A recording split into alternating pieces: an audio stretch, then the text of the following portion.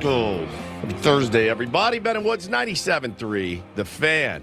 You win a series, you get a guttural yell during foreplay. Here on Ben and Woods. Great to be here with you. Let's get our heads right as the boys come home to take on the white-hot powerhouse, Colorado Rockies, the team that puts me in the torture chamber every single year. They will be here. They are here now, is my guess, down at the Omni or something, just getting ready for tonight's battle. What will be a battle at Petco Park? But good to welcome the boys home after a very successful road trip, any way you slice it. And we will get into all of that today. We've got a Padres roundtable today as well, which really looking forward to that. Thank you to Epic Wings for sponsoring that. And listen, they're paying us, the three of us, in wings. So we're good. That works for me. I'm Woodsy. Paul Reindel's our executive producer. Good morning, Paulie. Hey, how are you? Doing good, buddy. Ben Higgins, our friendly neighborhood sports anchor, and Artemis Splashdown correspondent. West Coast anchor. Yeah. West Coast anchor. I'm as surprised as anybody, but excited. Yeah. Did you not know you were getting this assignment? I found out on Tuesday something that, hey, we're going to have you do some sort of anchoring. It was kind of unspecific. Yeah. And then I found out yesterday, oh no, we're doing our company Scripps that owns Channel 10 and dozens of TV stations across the country is doing a special national show to cover the Artemis Splashdown, the return, which is happening about 50 miles off the coast here in San Diego. It's supposed to be tomorrow at 5:07 p.m. if everything goes according to plan, which is not always the case, but I'm going to be, they said, the West Coast anchor for that program that's going to be broadcast out to all of our affiliates across the country. Across the country? Yeah.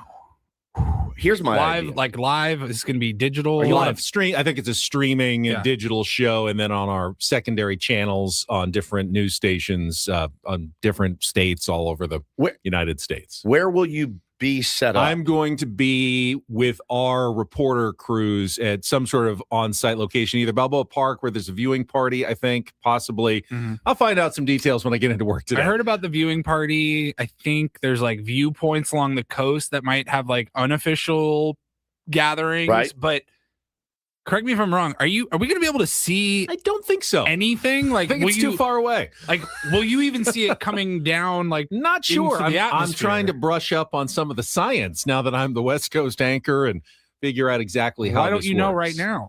Because I was off yesterday for my spa day, so I kind of missed any of the prep and planning that was going on yesterday. I want to get to your spa day, number one. But so they're going to hand you a dossier of information. Absolutely. You will then need to absorb it. Brush up. They need to have you on some sort of giant barge out in the middle of the ocean and be in the slicker and everything and be ready to see the actual, like embedded with the Navy team that is recovering the astronauts in the water. Yeah. I don't think I was invited to do that, but again, I haven't been briefed on everything, so maybe I am getting on some sort of boat or helicopter. Maybe they can. Oh my gosh. They can drop me in, off the helicopter and. Here it comes. Hunt for Red October style somewhere in the middle of the Ladies and gentlemen, history is made today. I am Ben Higgins. I'm 50 miles off the coast of San Diego. And as we wait for Artemis to return, and look, there it is. It'd be so cool. Somebody in the chat said, are you guys going to mention the Ben and Woods YouTube? Hi, YouTube. No, I think is Ben going to mention our YouTube show. Oh, is that what he was saying? On the stream, on the news coverage? I don't think I'll be promoting our Ben and Woods program. You could. Can you wear a Ben and Woods t-shirt? Probably not. What should I wear? What's a Ben and Woods t-shirt? I was thinking more sport coat, dress shirt. Well, whatever you wear, you can be like, I'm not sure if this is appropriate attire. I don't know. We talked about it yesterday morning, actually, on my radio show, Ben and Woods on 97.3 The Fan and on YouTube. That's all okay. I guess that's what he meant. If you can get a plug-in. Hey, if you can get a plug-in, that would be great. Man, that's our audience across the country. Listen, for all the, Valentine's Day stories and the, hey, look at this cool neighborhood with Christmas lights stories that you have to do, this is a pretty cool one. I mean, this is a really, really cool one. I thought of it like an Anchorman, the panda being born. Like this is what we do here in local television. Like stories like this. A water skiing squirrel has been spotted, right? Like you have to do all that Panda watch. Yeah, all that garbage over the years. This is like the good. This is like the big assignment. This so is good the for you. big assignment. Well, this dog can ride a skateboard. So I'm glad you. I mean, how many stories do we see on Chopper? The the little Chopper. Chopper's a legend. We got to meet Chopper. He is. He's great. The bike riding dog. I met Chopper like 4.0, but yeah. I did like I don't know, probably had 7 appearances in my career with like it'll be Woods and Chopper, the bike riding You know what dog. I've always said? I said it back in November when we saw Chopper when we were doing the Salvation Army bell ringing. Yeah. And I go, I didn't see him. I skipped that day. Yeah, you did. Thanks again. And I go, if Chopper's there though, that's a legit San Diego event. Yeah, that's the sign of a legitimate San Diego event if Chopper's there. If I still had my Facebook, you could find pictures of me and Chopper from 2011, 2012, 2013, 2014. Hey, it's Woodsy. I'll be out at Cox Cable on Saturday from 10 to noon. It'll be me and Chopper, the bike riding dog. Come on out and sign up for Cox. Saw him at the Chargers blood drive every year. I think you'd see him at the Del Mar Fair or opening day at the races. I'll have tickets to Circus Vargas as well. So come on out. Come on out and join me at Cox Cable again, 10 to noon on Saturday. Me, Chopper, the biker dog, with tickets to Circus Vargas. I always wondered the war between Ringling Brothers and Circus Vargas. Oh, man. That must have been a cutthroat competition for the circus dollar back in the day. I don't say it twice, dude. I was telling my missus this morning as I was walking out the door. She's like, how are you doing? I go, I got to tell you. I said, I'm very reflective, always about our show and how it's going. And I go, I feel like we've had the worst foreplays in our show's history, like in the last 2 weeks, and it's my fault. I said, I just haven't felt comfortable in the morning foreplay, which used to be my absolute favorite segment because you get loose. They've just felt a little disjointed to me. I've noticed we've gone to break earlier. That's exact like 8 to 10 minutes earlier. So I told her today, I go, as I was walking out the door, I go, I would look down sometimes and be like, it's 6:25. We got to go to break. Lately, I'm like, I'll tell a story or something, and I'll look around and be like, 6:16. It's 6:09. You look empty, and I go, well, I guess we'll get started. I guess we're done with the Padres talk. I'm telling you. But today was one I was like, all right, I'm excited to get in, and I'm excited to hear what happened yesterday at your spa day. And I want to hear all about your relaxing, perfect day off. Ben's day off. Well, I wanted to treat myself well. So you went to the Omni La Costa Resort and Spa. And unlike usual. On me, by the way. Yes. I decided. Just let everybody know. I went to the valet. I didn't do the self-parking like I usually do. Just to, you know what? This is a spa day. Let's go all in. The walk from self-parking to that spa is about 30 minutes. Yeah, so, and I thought, you know what? That's going to ruin the spa experience. I'm doing the valet. That is the worst hike with your golf clubs. With your golf club down those stairs. You're like sweating. You're just like, this sucks. By the way, there's a narrow staircase. Yeah. A narrow staircase where your bag is. So I walk over to the spa and I check in. I say, this is my first time here. It's actually my first time ever doing a spa day whatsoever in my life. So they said, great. We'll let Jose's going to give you a tour. Yep. And he showed me all the facilities. I went and changed into my robe, very comfy, and then went to wait for my massage treatment. Had some tea. They had different teas, nuts, and cookies, spa water. Yes, some nuts and spa waters, granola, which I availed myself of while I sat there and waited. Jessie came by and said, Jessie Agler? No, Jessie was my massage therapist. She.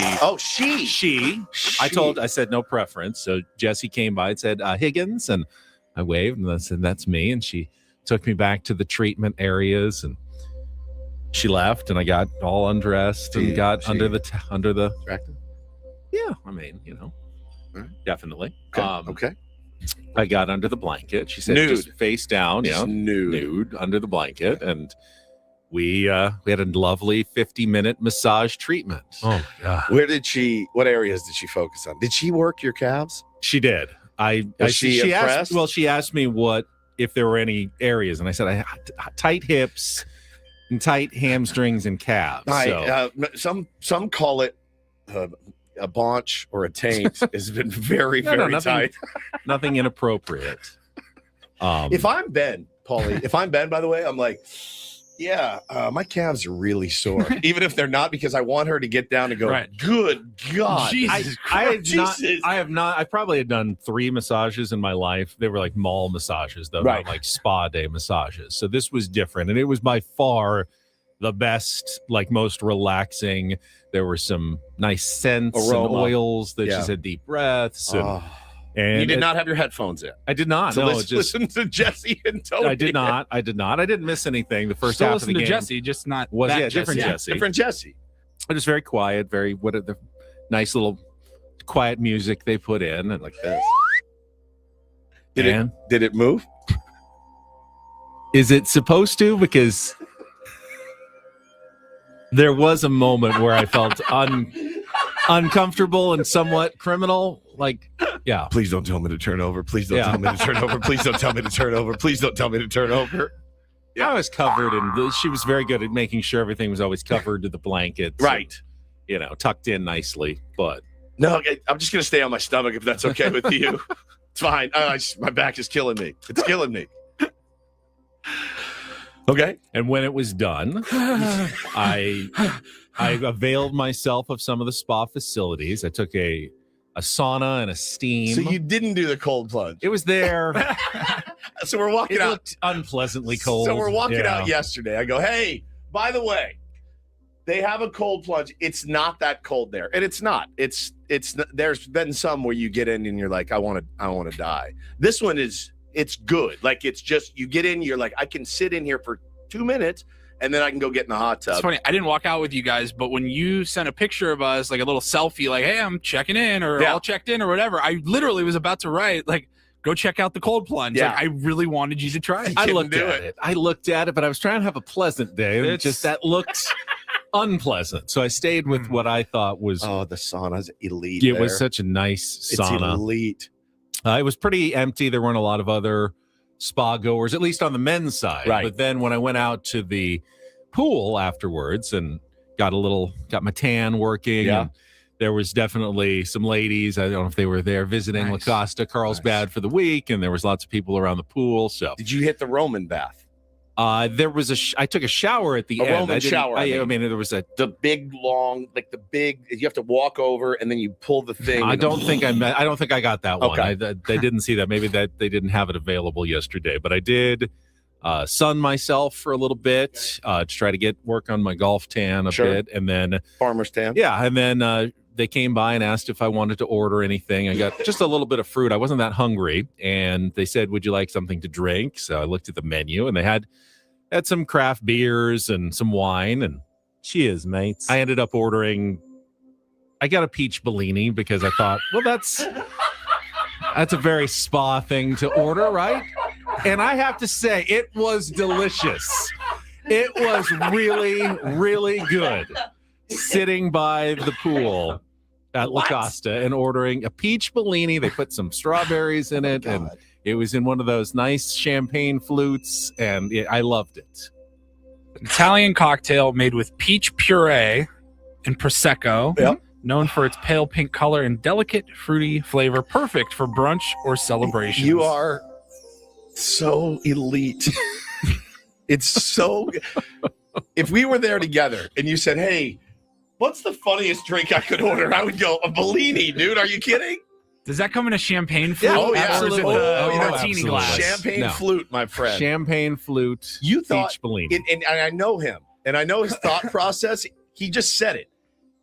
I mean, you can't order an old fashioned out by the Right. pool, right? Like it's hot. And I had just gotten a spot. I didn't You're really like, want a I big want a- beer, Yeah. like a hazy IPA or something. And I go, I mean, I can get an iced tea, but that's not living. Let's live a little, and let's go. Let's do as You know what? when I'm in on board. Rome. Yeah. 100%. I would have gotten like a sex on the beach Yeah. or a frozen margarita or Yes. something. With strawberry tropical. daiquiri, Yeah. something tropical. 100%. You are unbelievable. And And I then- bet it was, you know what? I can taste it right now, and I bet it was spectacular. It was perfect on a perfect day. It was beautiful. You're The unbelievable. Pool water's You're like 85 unbelievable. degrees warm. And then what was great, as part of the, at least the men's side of the spa, had a big TV room with a giant screen, Yeah. and the game was on. That's so I right. saw the rally in the 7th inning, and I saw the Padres close out the victory. Took a shower, left. You there, what, about, I was there about 3 hours total. which is, At that point, good I was amount. like, I didn't. you're like, I can't relax anymore. and as I walked out, You're like, I'm too relaxed. I'm too I'm getting I antsy really now. felt as relaxed maybe as I've ever been. Like I could feel it in my entire body, how relaxed I was. The post massage, it's like a high. It's Yeah. a buzz. Yeah. Like I remember the first time Get I went tired. and got like an actual like 60-minute professional massage. Like I sat in my car for like 10 minutes Yeah. afterwards. I'm like, you have to get your head I right. can't drive right now. Yeah. I'm too relaxed. It was I was so relaxed. You got to get your head right after. Yeah. yeah, We, 100%. the guy I go to does not do therapeutic massages, and when you leave there, sometimes you almost vomit. Like Chris? Chris, Yeah. our buddy Chris It up, hurts. up in Oceanside. Painful. Resolve Sports Therapy, simply the best, literally the best. Yeah. He can fix anything on your body. He's like, hey, it's gonna Yeah, be this pretty sucks. sore for like 3 or 4 days, maybe. But But you- after that, like you're good. you walk out, you get in your car, and you have to sit for a minute. And remember when I rear-ended the guy? yeah, you almost killed They him. almost killed that guy, like 0.3 miles an hour. That was after that massage. I drove too soon after that massage and lost my faculties and slowly rolled into a guy. Almost killed him. DUIM, Yeah. driving under the Under influence of massage. That's Heard of exact- Tiger Woods? that's Well, exactly this is right. Stephen Woods. That's right. That's right. No, it's. I'm so glad you had a nice, relaxing day. Well, that's the unfortunate part. There's the rub. I had a nice, relaxing first half of the day, but then I kind of undid it all because I did have a dental appointment, and I sat in the chair with the scraping of the teeth for like an hour and 15 minutes, which is always kind of stressful. So I started tensing back up. Probably could have rescheduled that. Yeah, in I know. hindsight, I right? just thought, it's well, Sir, take there care is- of all the things today. Yeah. There is tons of peach puree in your teeth here. I'm having a hard time getting it Yeah. out. And then I got home, and it was like 4:00, and we heard this noise coming from downstairs by the kitchen, actually kind of the wall between the kitchen and the outside of the house. Water just running. A pipe burst in our kitchen and flooded the cabinets and the wall and everything. We had to get an emergency plumber who luckily was able to come by. Richie, thank you so much. Came by at like 6:00 and was able to stop the flooding and fix the pipe. But then we needed the guy to come in with the fans and everything for the remediation, and we're probably gonna have to rip up the floors and the cabinets and redo pretty much the entire kitchen. So What? so much for the relaxing day. Oh, I need a no. spa day now after that. Yeah. This dude is going to be. Can somebody I'm get this going man back- a peach I'm Bellini? Get him a Bellini I'm right going now. back for the spa day today because it all got undone, like the worst thing you could ever imagine. That's it. That's like the worst thing ever. Yeah. Other than like something happening to one of your It kids. was a like, copper that's the pipe worst. behind the dishwasher, and then it also led to the spigot on the outside of the house, but it was in the Okay. wall right between there, and like a copper pipe just broke and water. Ugh. Okay, so I lived in Chicago, Indiana, Connecticut, where pipes would burst, right? Because of the Yeah. frigid temperature. Wasn't the frigid temperature? I know that. What was it? I think when he came by and he said, "This is not installed totally properly. It was sticking at a was bad angle." So like, shoddily. yeah, so it may have been bumped at some point or whatever. And I don't know when, but it was definitely. He said it's gotten under the floors and everything. Oh And my God! Yeah, mold, mildew. all no, that. it hadn't gotten to the mold. So he said it would if we don't do something soon. It It's will. going to get to the moldy stuff. So they're going to have to like tear it all out. So I had to go to the insurance app, and who knows what they're going to deductibles like 10,000 or something. It's like You're so not much for speaking the my relaxing day. I don't know what that. I know you that don't means. know what that means. But so. So you're upstairs and you hear like water running, like Yeah, like spraying from, And like it was coming out of a hole like in the wall. Okay. And you Like, go downstairs and there's water There's spray. water on the floor inside and then on the outside as well. It's kind of like in the wall. Oh my God. Between man. both. Oh my God. Oh my God. Oh my God. Hmm. Well, call 1-800-BILL-HOW, Bill Howe, because we know how. Yeah. Yeah. We're in the Bill Howe studio right now. I'm very sorry. That is like the biggest beating I know. of all time. It is. And so, Well, the good news is he was able to at least fix the pipe and we were able to turn the water back on. So we Right. can use, like, we can You can shower use and everything. everything now at this point without doing more damage. We only had to turn it off for a few hours. So, but yeah, I've got an unpleasant task ahead of me and trying to get that kitchen fixed up again. that's so yeah, you Yeah. get the water turned off and it's like, okay, this is step 1 of 25. Yes. Like, that's the worst part, dude. I'm very, very, very sorry. And I hope that it goes well. Thank you. How was your guys' day? It was great. It was great. Got Good. home at what, 9? Right. And Very was early like, show. what am I supposed to do with myself? And watch the game. And then was like just waiting for my kids to get out of school so that I could scream at them for ratting me out to their mother. Right. I got How did that go? Get any good cards? You missed it yesterday. Woods had gone I to Dick's bribed my kids. Yeah. Sporting Goods to buy some baseball cards. No, but no. told- They asked me, can we go Right. get cards? And I said, yeah, I got to run errands. If you will come on errands, I bribed them. a typical parent bribe. Right. But you said, Don't tell your mother. Right. Which also is very standard. And she does it to me with food and stuff. Like parent, look, let's be honest with each other here. Spouses hide things from their spouses as far as things that they do with the kids. Would you really be mad if you found out that she gave them, I don't know, Lucky Charms? Or Well, something? so when I left town for fantasy campers, I came back and there was 2 giant boxes of Crunch Berries. And I go, hey, no problem. Like special occasion. I go, have they been eating these every day? And they're like, yeah. And I'm like, all right, that's we're starting their day off crappily. But, you don't have to run everything by me. And I don't have to run everything by her. But anyway. But you essentially were like, all right, we go run errands. Yeah, I'll get some we can stop- cards. we can grab an ice cream on the way home or something. Don't tell your mom. The ice cream was baseball cards. The ice cream was baseball cards. And so the way that my wife portrayed me in text yesterday was like of a guy that was like, hey, dad's going to go buy an 8-ball. Don't tell mom. Right. So we got into it a little bit, but I ended up opening all the cards anyway without them. I did. I told them, I said, you guys ratted me out. I'm opening the cards. Now I pulled all the cards that they like. There was, some like mascot cards for Taylor and some game day drip cards for Taylor and a couple of Bo's favorite players. I pulled those cards. Interestingly enough, I did pull a card that would pay for about 10 of those boxes. So really, if it sells, nice. I'm in really good shape. If it doesn't, it's just going to sit on eBay. So if you're so inclined, go check out Woodsy SD22 on eBay. I've got some good high-end stuff on there. Do me a solid. And but my neighbor across the street goes, dude, I was crying. I was crying laughing. I got a call from someone in the Padres organization yesterday that goes, you had me in stitches with this bit. Spouses do that. Hey, don't tell your dad. Don't tell your mom. Right. But I was really made to feel poorly about myself. And I didn't like that. Sorry about that. Thank you. I'd rather be me than you. Though, I with do the feel kitchen. like I told you yesterday, though, the kids, they'll live for that power to Yes. have Oh, it that was- over you. Guess who it was? Taylor. Yeah. I picked him up from school Oh no. and I go, hey, heard you had a little conversation with mom this morning. He goes, oh, it was an accident. I go, it wasn't an accident. You pee in your pants is an accident. This was not an accident. I go, you're a rat. And I opened all the cards and I picked some out for you and you can put them in your binder.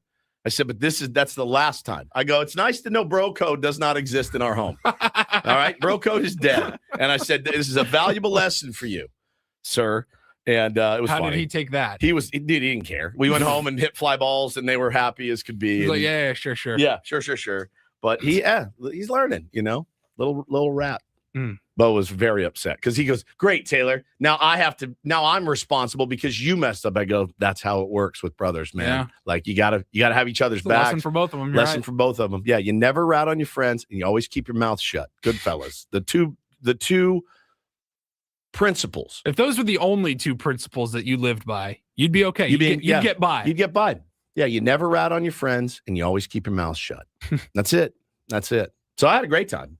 opening cards by myself. Wouldn't the world just be crime-ridden all the time? Isn't it already? Well, it is. Look but around. Oh, you mean this What about- utopia that we live in would be worse? What about Crime Stoppers? McGruff the crime dog. That's anonymous tips. Those are anonymous tips. That's okay. That doesn't break the bro code. No. I mean, No. You know, how will police ever solve a crime if they don't get people to talk? Solve it yourself. You don't rat out your dad. All right.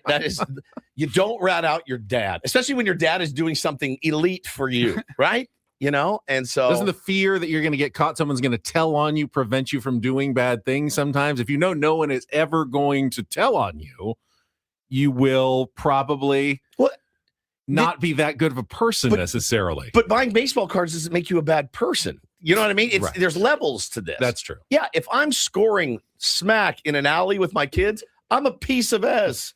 If I'm buying baseball cards to open with my children, I'm kind of a good dad.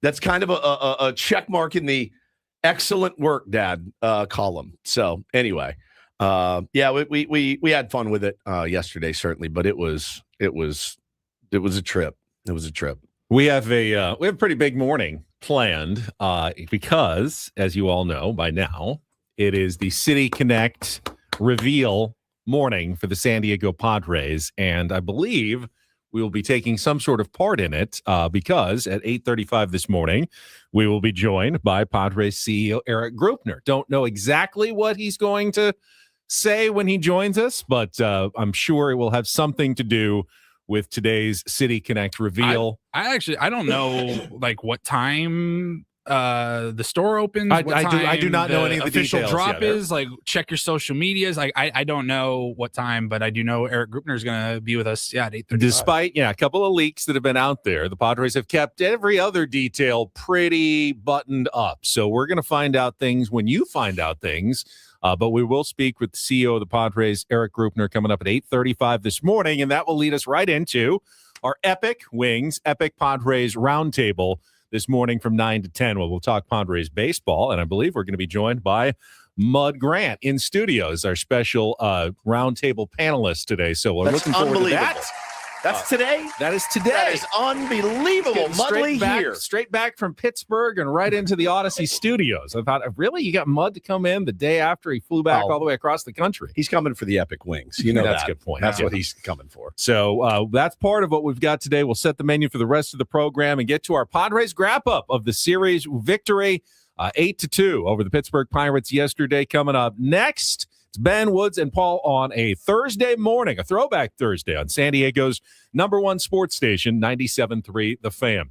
First, though, if you've ever changed jobs, there's a good chance you've got an old 401k sitting somewhere. And a lot of people don't realize those accounts can come with higher fees and limited investment options. You can do better. I could do better. I had the same situation. That's where Trajan Wealth can help. TRAJANwealth.com. Their fiduciary advisors help people evaluate old retirement accounts, discuss ways to optimize those funds so the money is actually working for you again. It's a very simple step that can make a real difference over time. Start now, whether you're 10 years away from retirement, 20, 30, the earlier you start, the better you're going to do. Trajan Wealth local offices at Liberty Station, Carlsbad, and Del Mar. So if you've got questions about an old 401k, just start with a call. Dial 619-367-0207, 619-367-0207, or learn more online at TRAJANwealth.com. That's TRAJANwealth.com. Trajan Wealth. Plan smarter, dream bigger. Advisory services through Trajan Wealth LLC, SEC registered investment advisor. Additional services through Trajan Estate and Trajan Tax. Actual client paid advertisement. Additional disclosures at TrajanWealth.com.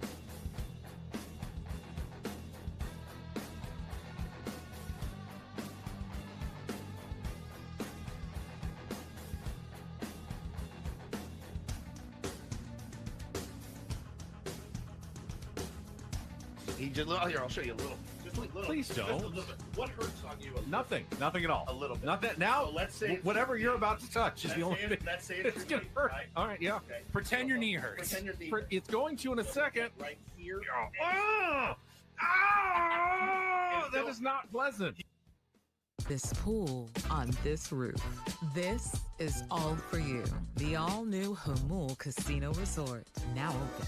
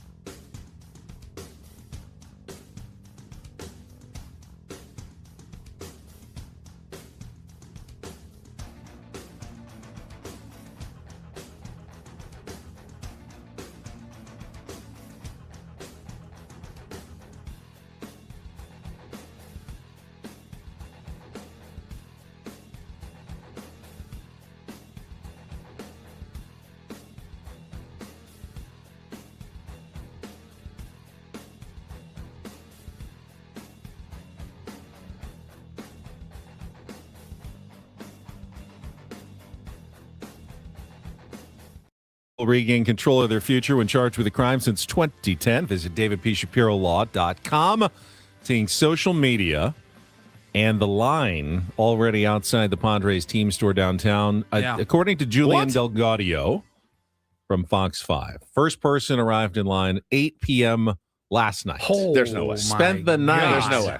Outside the Padres team store to be the first person to get the opportunity to buy City Connect All right. 2.0 merchandise this morning. Have you ever No. camped out? No, not for a anything. ticket. I wouldn't sleep outside at 8 p.m. the night before for Led Zeppelin reuniting and John Bonham's back from the dead. Yeah, I probably would for that, but that would be pretty cool to see zombie John Bonham. Paul, you One did night? it for Aztecs tickets, right? Didn't you Oh, have to- like 4 nights. Yeah, you had back to in spend college. outside of Viejas Arena. Nights. Tuesday afternoon, they were like, hey, the line's already starting, time to go. We thought maybe like Thursday would probably be the earliest. The game was on a Saturday.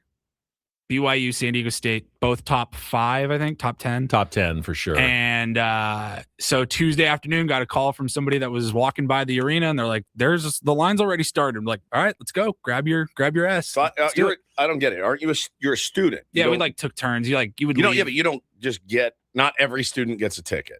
You had to no, Well, exactly. There wouldn't be enough to. Yeah. I mean, there's more Fill. students than seats in Viejas Arena. Well, so- yeah, of course, but There's like not 2,000 student tickets. But not everybody wants to go. Not everyone wants to go, but more than 2,000 wanted to go. So Yeah. you better Yeah. be one of those. That's it. Oh, Only yeah. 2,000 In line. And student so you tickets. had to wait in line until Friday morning. The tickets got distributed.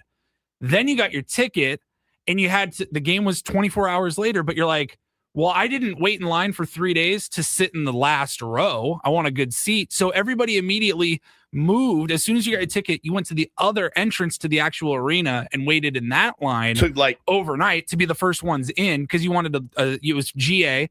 You wanted a seat close to the floor. You didn't want to like camp out for 4 days. I waited in the pouring rain in Manchester for gates to open for Oasis on my birthday, and it was 4 hours, and it was excruciating. So I can't even imagine being out there. It was awful. For merch, at 8 p.m. the night before. But hey, man, if you wanted to be the first to get your hands on the City Connect, I respect that. It's not like they're going to give it away free if you're there early. Right. You're still going to have to buy it. You still got to buy it. I've seen people wait in line for something free. Like Yeah. The first 100 customers at this new Chick-fil-A are going to receive a year's free Chick-fil-A. And they go, all right, well, I'll do that for a night. But you still have to buy the merch even if you're first in line.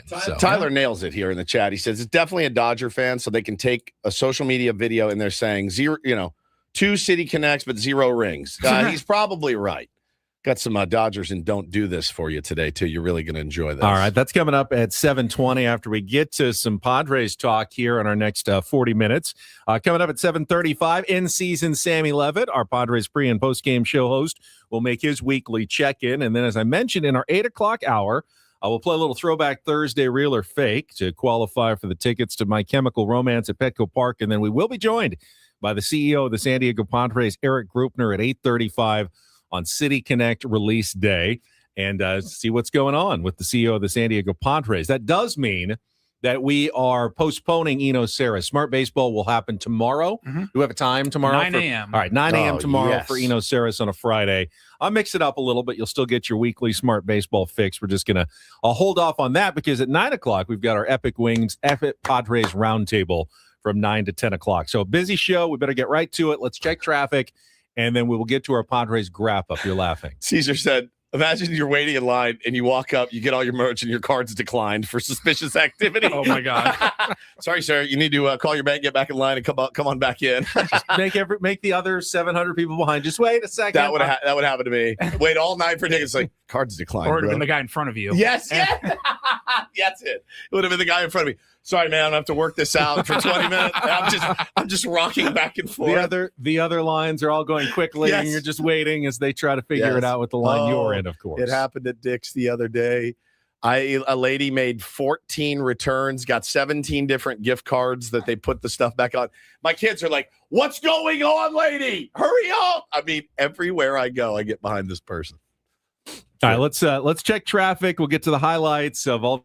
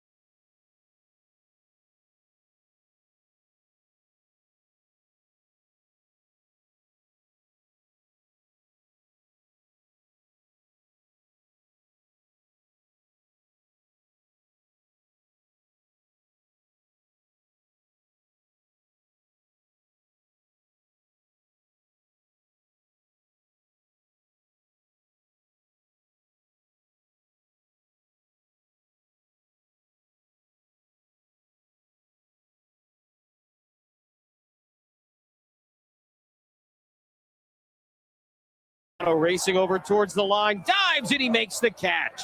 That'll get a run home as York tags and scores, but Ramon Laureano just saved another run and extra bases. Pirates are on the board. It's 4-1. Pitch on the way, to ground ball up the middle. That's into center field and a base hit. Gonzalez rounding third on his way. Merrill's throw will go to second base. It's an RBI single for Joey Bart, and now a 4-2 game in the seventh inning. And Camposano lines it into left center field. That's down at a base hit. Johnson's going to score easily, and it's going to roll all the way to the front of the warning track.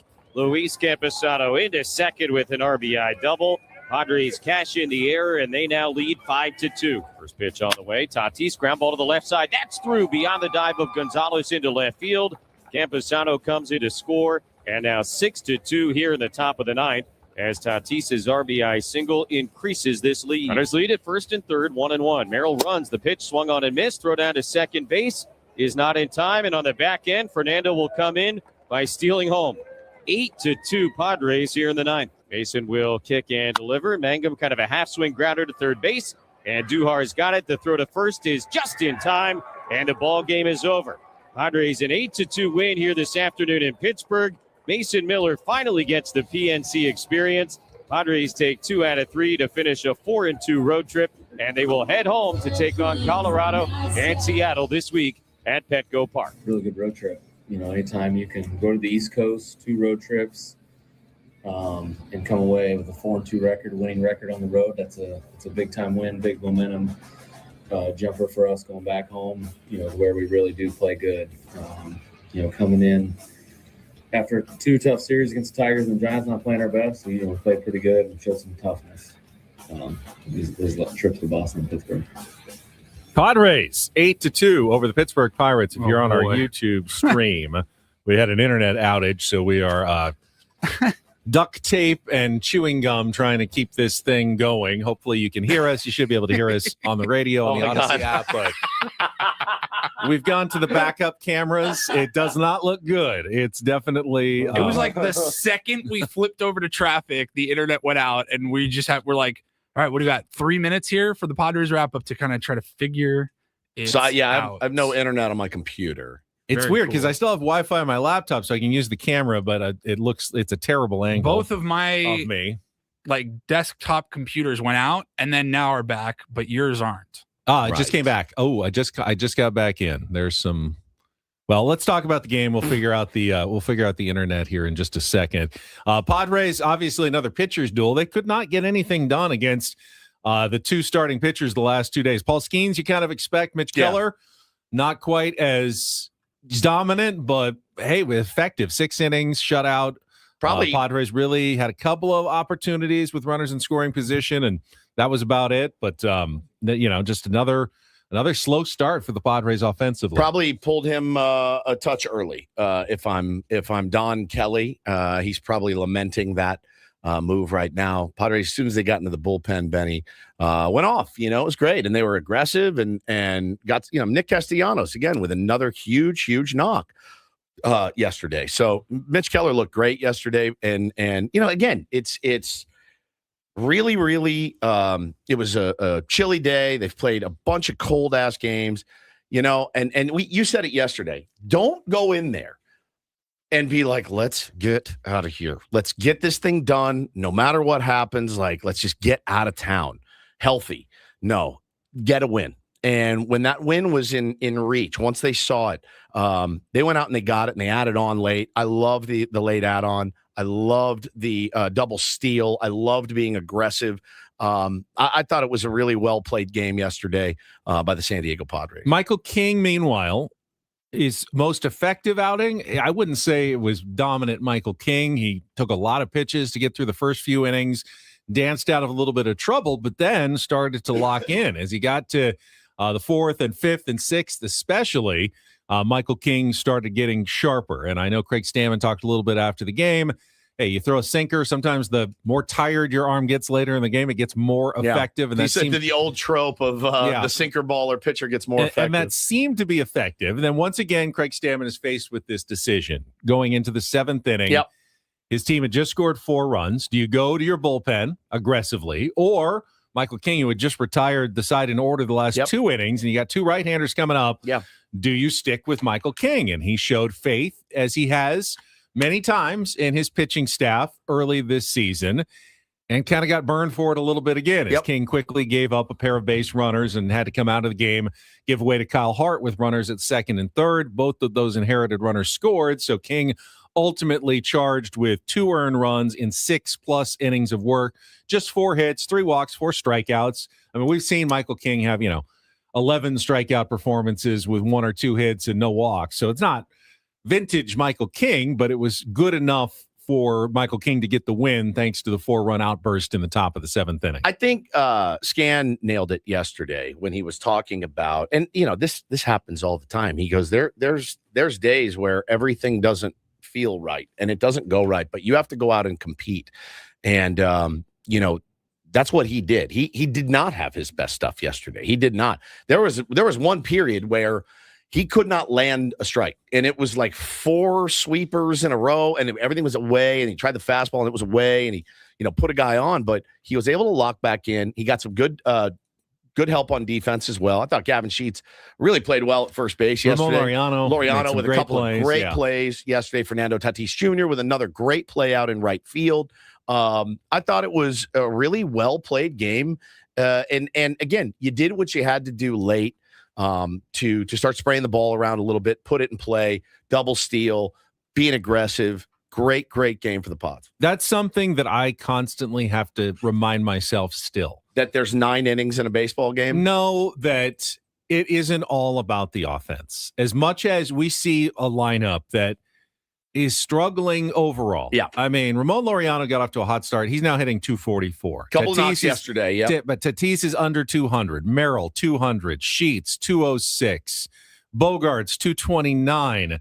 Castellanos has played well. He had another, obviously, big hit yesterday with the 2-run double, but still just 261. Campy, 214. We're praising him. Jake had the home run. He's still hitting 171. I mean, that's Andujar, the only guy in the lineup, and 2 hits yesterday got him over 300. The only guy in the lineup hitting over 300. And I think my instinct is always got to do something else, got to make some changes. This offense is bad. But what happened in the last 2 games of this series?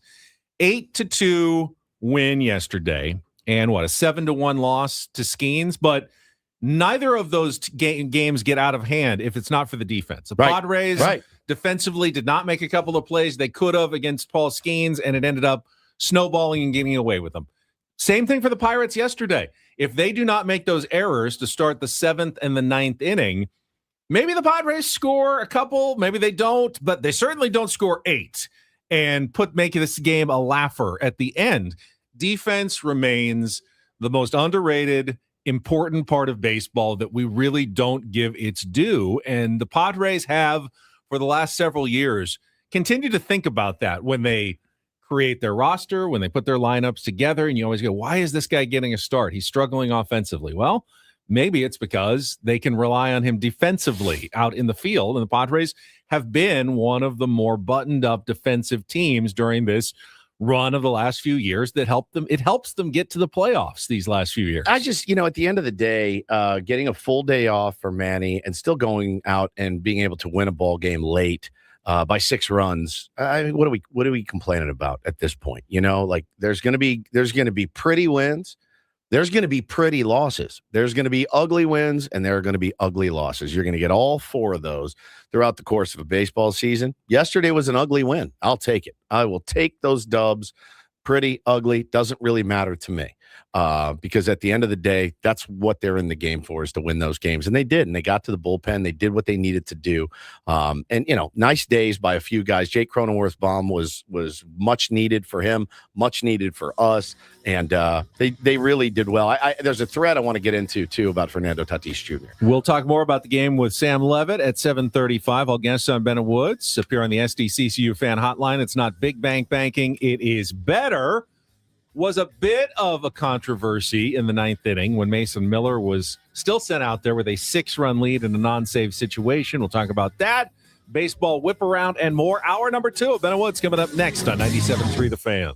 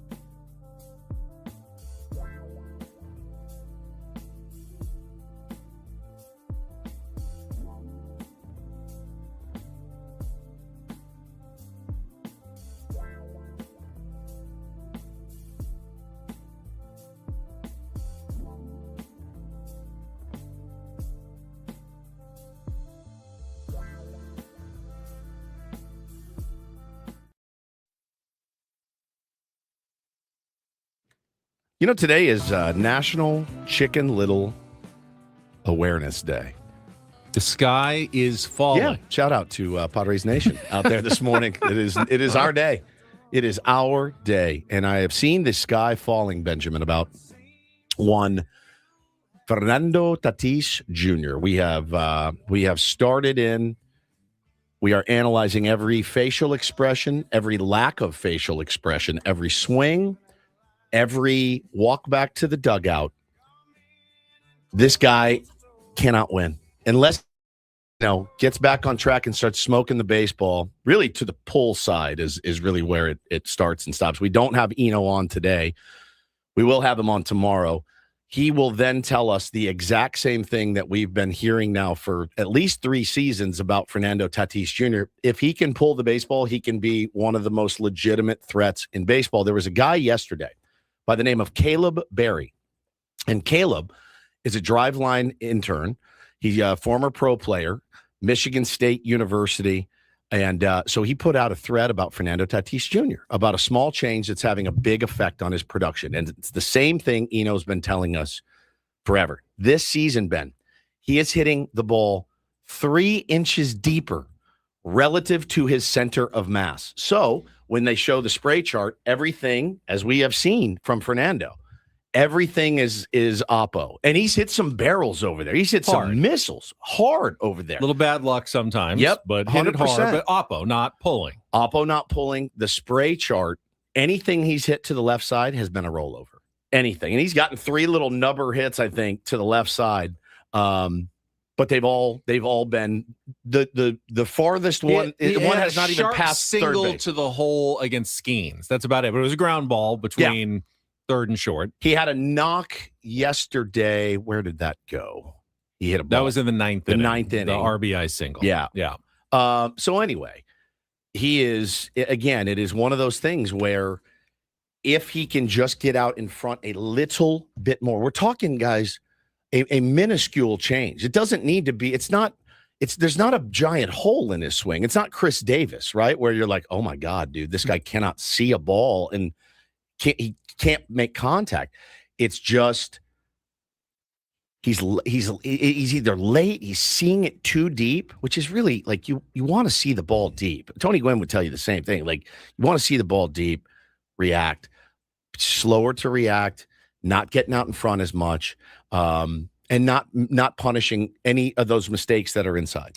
I'm glad you brought up National Chicken Little Awareness Day and the San Diego Padres, because I feel like we've spent the first 2 weeks here of the season trying to put short, small sample sizes into perspective. Right. 12 games in, you feel like, okay, now there's still only about 1/13 of the way through the baseball season.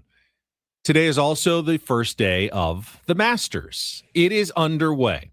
72 holes compared to a 162-game baseball season.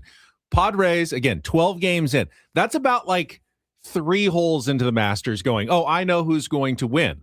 That means 60-year-old Jose Maria Olazabal, who is 2 under and currently in the lead. He's going to win it. That he's going to win the Masters. I'd feel pretty safe in betting my home that he's not going wire to wire on this thing today. Exactly. So remember, this is the same thing like trying to make a grand proclamation in a golf tournament after 4 holes. Yeah, that's fair. We're 3 or 4 holes into the baseball season of a 72-hole tournament. Nothing at that point. Guys are going to go up and down many, many times on the leaderboard between now and Sunday. Many times before we get to the spot where you really decided, and that is Amen Corner, the final 9 on Sunday. Padres are still months away from Amen Corner of the baseball season. You're just trying not to play yourself out of the tournament. Early. You're trying not to go, you're trying not to go bogey, double bogey, right. And then you're out. And they're not. They're even par through 12 games, which is even par through like 3 holes. They've like parred the first 3 holes of the 72-hole Masters.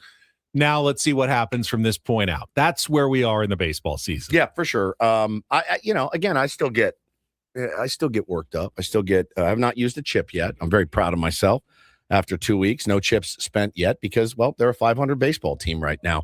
There's some really potent offenses around the league, Ben, that are struggling. And I mean struggling badly. Cal Raleigh, who had 60 homers last year, 60, 55, 58, 59, somewhere around there. He has one. He has one right now.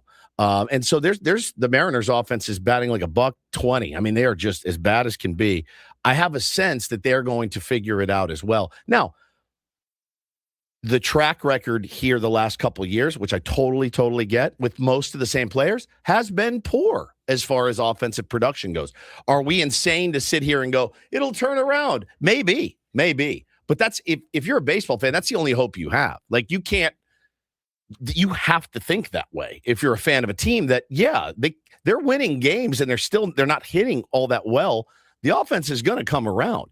If the offense can come around and the pitching can sync up and the bullpen can get sharp, now we're cooking at that point. But I'm not overreacting after, 2 weeks of baseball, not even a little bit. I would like to see more production, yes, from Fernando Tatis Jr. and Jackson Merrill. I mean, those are the guys at the top of your order. You read their averages. Not great. They're not great at all. And no one's really slugging the ball except for Nick Castellanos. No one's really hitting for power, really, on this team. So, but you're getting contributions up and down the lineup on a nightly basis from the bottom of your order, which I think has been fantastic this season. Fantastic. And they've won us 3 games out of the 5 that we've won.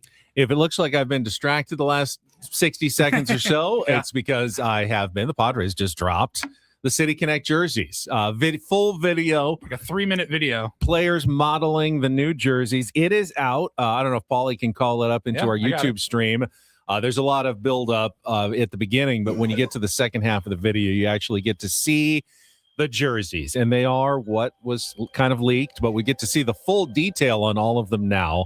A dark blue jersey with an orange trim in a Dia de los Muertos theme. The Padres posting their video saying, "Para nuestra familia, San Diego y los fieles por siempre," for our family, San Diego and the faithful forever. The lettering on the back, very interesting, kind of a light I saw that baby blue on the player name, and then a kind of a bubble white number that is highlighted in 3D kind of orange. And then on the sleeve, they've got the Dia de los Muertos logo and face that goes on at the one that you see in that video. There is actually a patch on the sleeve of the jersey. So first details in, your impressions of the new Padres City Connect 2.0, guys.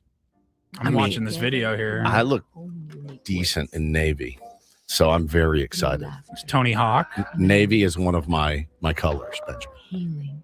So for me, because it's very close to black, which is also one of your colors. So for me, I'm in. The cream hat, I feel like I'm going to get it very dirty. And I love the hat. And I love it too. Look at Hoffy and modeling the hat. There's Rob Machado.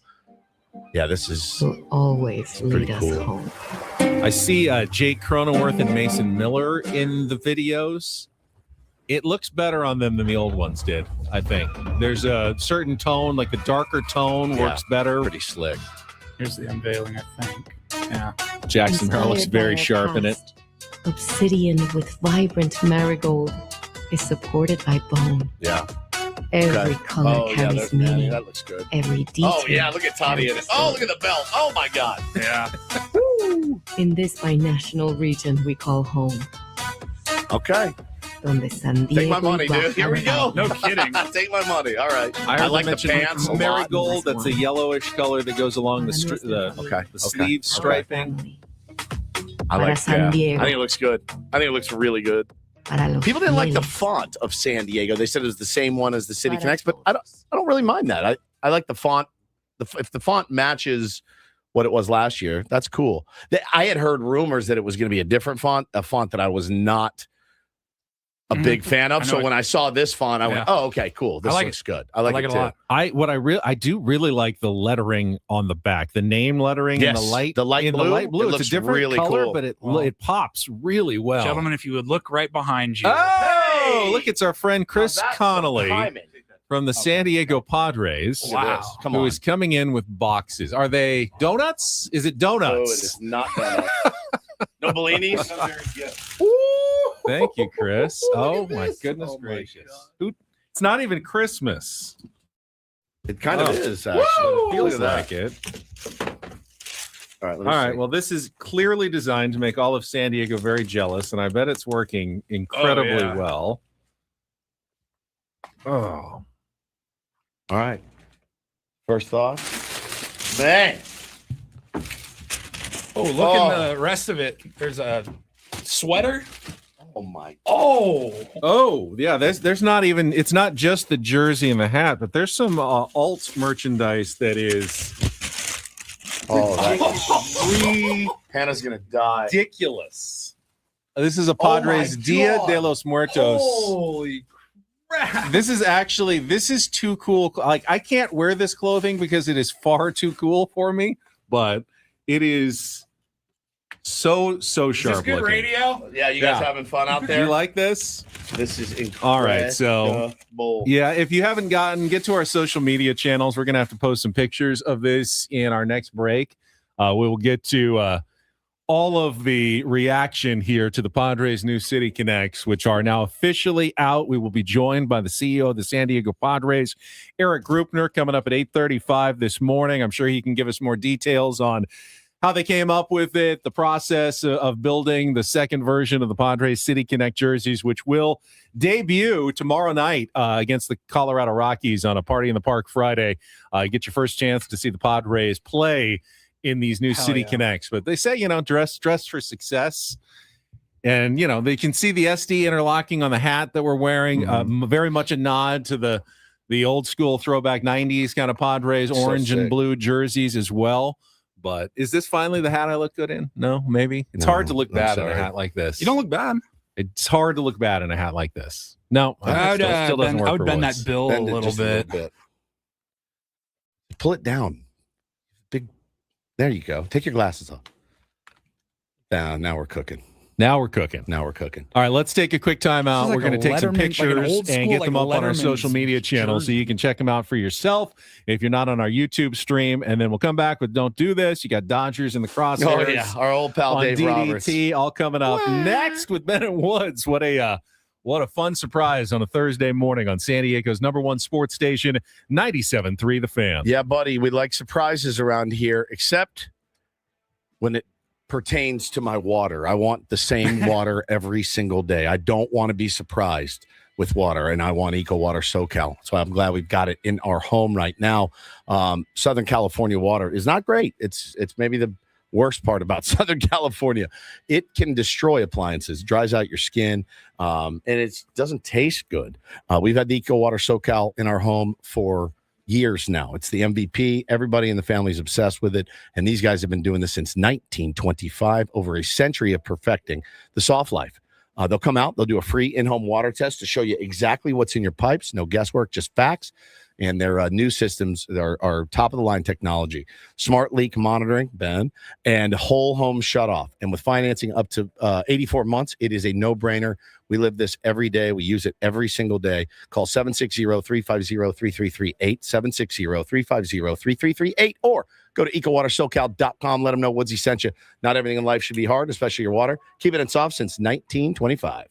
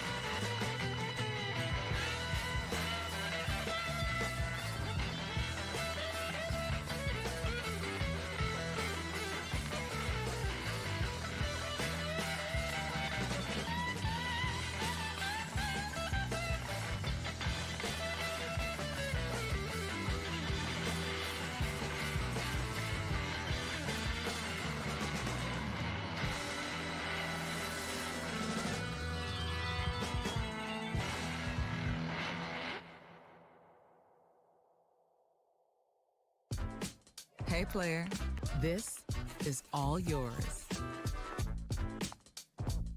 This room with this view. This speakeasy with this cocktail. Hey, could you make that too? The spa with this. Ah. And this pool on this roof. This is all for you. The all-new Humul Casino Resort, now open.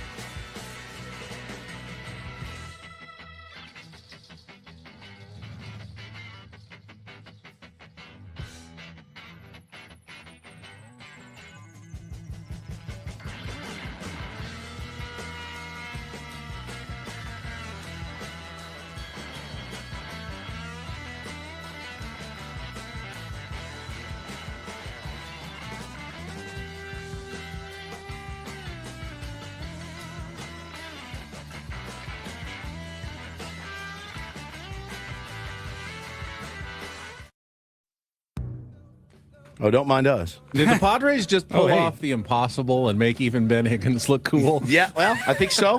You in the white jacket is really, really doing something. It's unbelievable. Get to our social media channels. We just took some pictures, posting them to our accounts now. Padres just dropped the City Connect uniforms that will debut tomorrow night. A couple of the details just out in an email from the San Diego Padres.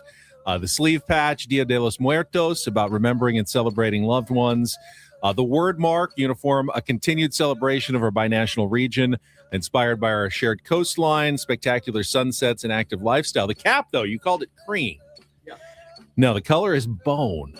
That's bone. Bone-colored cap with an obsidian bill and floral pattern on the interior. A nod to one of the Padres' greatest teams and legends taken too soon. The 1998, obviously, San Diego Padres. The marigold pattern on the trim of the sleeves and the braids on the bone-colored pants. The flower is quintessential to Dia de los Muertos. Symbolizes joy and the beauty of life. And then the colors, overall bone, obsidian, marigold, aqua, fireberry, and Padres gold coming together in the uniform. These are fire. I saw somebody, man, I wish they were button downs. I kind of like the pullover. I think it's a better look for me specifically than a button up jersey. I think this fits a little better. Plus, adult leaguer, you're used to the old pullover jersey, so this is where we live. I love this. I think it looks really, really good. Coolest sleeve patch in the league. Yeah, no doubt. No doubt So about badass. that. That's 100% a winner right there. Yeah, and I love the sleeve, the marigold piping on the edge of the sleeves. Look really, really good. Pretty cool morning. Yeah, very cool morning. That was awesome. All right, why don't you get us started with a little DDT Woods? It is brought to you by Dixie Line Lumber and Home Centers, helping San Diego homeowners and contractors fix it, build it, and Enjoy it. Yeah. Yes. Our old pal Dave Roberts had to make an appearance. I mean, it's been a whole year already. Or it's been all season. We haven't even put Dave Roberts in Don't Do This yet. But Shohei Ohtani was pitching yesterday. He's a freak, a marvel, as we all know, a unicorn. But the rules are we know many of the rules that are bent for Shohei Ohtani. So they were playing the Blue Jays, who they played in the World Series, and George Springer was the leadoff hitter, and he said to the umpire, "Hey, man, like, why does he get 15 minutes to warm up between innings? There's rules for everyone. They are stringent on. We always loved baseball, right? Because there was no clock. Well, now there is. There's a clock, and yes, he hits and he runs the bases, but they're giving him much extra time. This actually reared its head in the World Series as well when Shohei pitched. And so after the game, so all George did was say to the ump, "Hey, are we go? Can we get going?" And no, they gave Shohei all the time he needed to get warm after running the bases. And George Springer simply asked about it. And they panned to Dave Roberts, and he's sitting there, and he's shaking his head. Saw that. And he's shaking his head, and he's shaking his head over and over and over.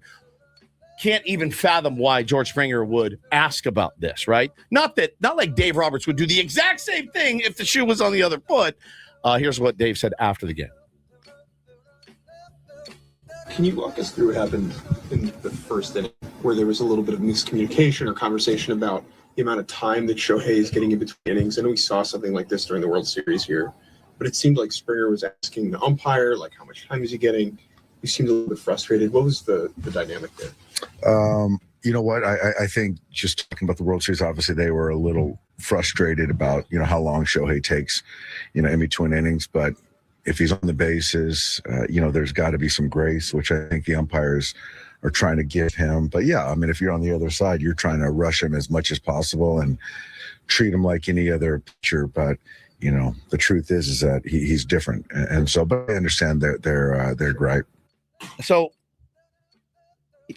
he's different in that he's a two-way player that he, signed up to do. Catchers don't get any extra grace. They got to get back. They got to get their gear on. Pitchers that hit for 100 years. I mean, they do let a backup catcher go and warm up the pitcher in between innings if the catcher isn't ready to do that. They can't really let a backup pitcher go and warm up and throw a few tosses before the regular pitcher comes out. But hey, rules don't apply to us. And they especially don't apply to Shohei. And I think that's what bugged me and irked not just me, and a bunch of other fan bases. It's weird because back when pitchers were hitting, they would give, if pitcher was like on second base to end the inning, umpires would simply just let the time run a little bit longer, and they wouldn't wait. They didn't have a clock. But it would definitely take longer to start the next inning.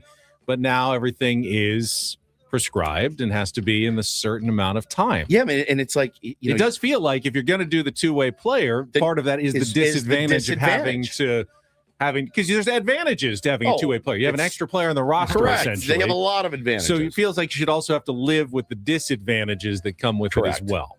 But it doesn't surprise none of that me at all. I'll go to the Masters for a bit of a DDT here, and this is actually kind of a literal. Don't do this. If you want, there's one thing you should never do if you want to win the Masters. And it's not invoke Hitler's name. No, it's and Aaron Rye did it yesterday. He won the par 3 contest. No one who has ever won the Wednesday par 3 contest has ever gone on to win the actual tournament. Now, never. Seems counterintuitive. I mean, if you're playing well enough to win the par 3 contest, isn't that a good sign? Like you're going to go on and play well in the tournament. It's a kiss of death. It's a superstition that has taken so much root that guys will, if they're playing well, it's a 9-hole tournament. They're like 4 or 5 under. They'll just go to the last hole and on purpose put the ball in the water to make sure they don't win the par 3 tournament. But someone wins it every year. This year it was Aaron Rye. A lot of people were unhappy though to see. I don't want to say like making a mockery of the par 3, but Jason Kelsey of ESPN and caddy gear doing his shtick and routine. Kevin Hart was part of it as well, caddying for Bryson DeChambeau. I saw some clips. Like, I don't care about golf. I probably won't watch much this weekend. So I don't know that it was for me. Maybe that was for me then. But like, actually, I understand they're trying to get eyeballs on it, I guess. But like, hold on. Do they need more eyeballs on the Masters? That's the thing. That different eyeballs. They're not. They don't even sell barely any commercials for the Masters. Right. The Masters does what they want. They don't this feels care like it was so about ratings. Them. Yeah, they don't. That's the difference. So any other sport, I expect that at the Waste Management Open. Yeah, of not course. necessarily Augusta and Kevin Hart doing what Kevin Hart does. They're not afraid of banning people they don't like. Right. Gary McCord never came back after saying a pretty innocuous comment about the greens looked like they were bikini wax because they were moving so fast. They thought that was distasteful. He's never worked the Masters again. How about this story from just yesterday? Former British Open champion, Yep. Mark Calcavecchia, finished second in the Masters back in the 1980s, got caught using his cell phone They booted on him. the grounds and got booted. They booted a him. major champion Correct. got booted from the entire grounds because he got caught using his cell phone. You're not allowed to use or bring your cell phone onto property at the Masters. They're very strict about their rules. I watched Mark Calcavecchia at the Byron Nelson Classic many, many years ago. Miss a putt, snap his putter over his knee, and throw it in a pond on like the third hole. And what did he do? Putt with his driver or something for the rest of the round. Benny, I'm watching it, and he literally missed like a 4-footer, and he just snap, boom, into the pond, and I went, "Oh my god!" I was like, "That's the greatest thing I've ever seen." It was so good. They ran him. They ran him out of there. They ran him out of there yesterday. Yeah. Finally, it's not a do this, but I wanted to take a moment. Paulie, if you could get the shout out ready. Davey Lopes, yes, and you're going to call it Dodger loving, but he was also a significant member of the coaching staff of the 1998 Padres. I think he spent about 8 seasons as the first base coach and base running coach, including in years when I was doing the pre and the post game show. And I got to know Davey a little bit, interview him several times.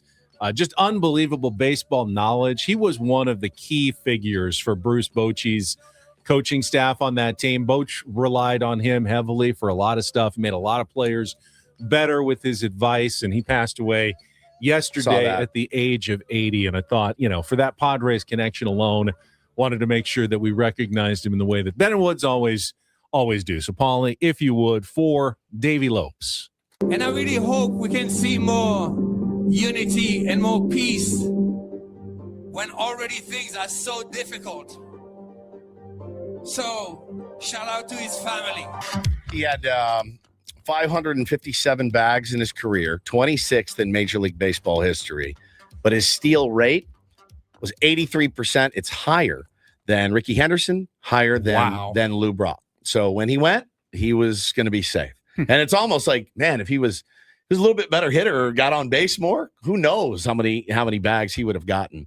But yeah, he was actually a good hitter. I mean, he was a good hitter. But a total legend in the game of baseball. They showed the picture of Tony Gwynn, the over hugging him after he got maybe his 3,000th hit or his whatever it was. But yeah, it was sad to see Old that. school. I saw a story. I think he was managing the Milwaukee Brewers, and Ricky Henderson was playing against him, and he stole a base with like a 7-0 lead late in the game. Had him throw at Ricky Henderson. Right, yeah, threw at him. And a legend, because you don't do that. Yeah. Like, Dave, you actually did that 7 times in your career where you stole a base with a 7-run lead, but now you're mad at Ricky for doing it. Yeah, amazing. All right, I'm out. When we come back, we can get to some more Padres talk because we will be joined by our friend in-season Sam Levitt, the Padres pre- and post-game show host, back at the loft for the next 7 games against the Rockies and the Mariners on the homestand. Coming up next, broadcasting live from the Bill House Studios, We Know How in our new Padres City Connect gear. Looks fantastic. Hope you've checked it out already on San Diego's #1 sports station, 97.3 The Fan. Gambling problem? Call 1-800-GAMBLER. GEGE 0000466. For a full list of games and rules, play at 7 Mile Casino. Visit 7milecasino.com. As we get closer to the weekend, I want to remind everybody that you can make a plan to visit 7 Mile Casino on Saturdays and Sundays, because only on Saturdays and Sundays will you get the award-winning brunch. Best in the South County at Sammy's 7 Mile.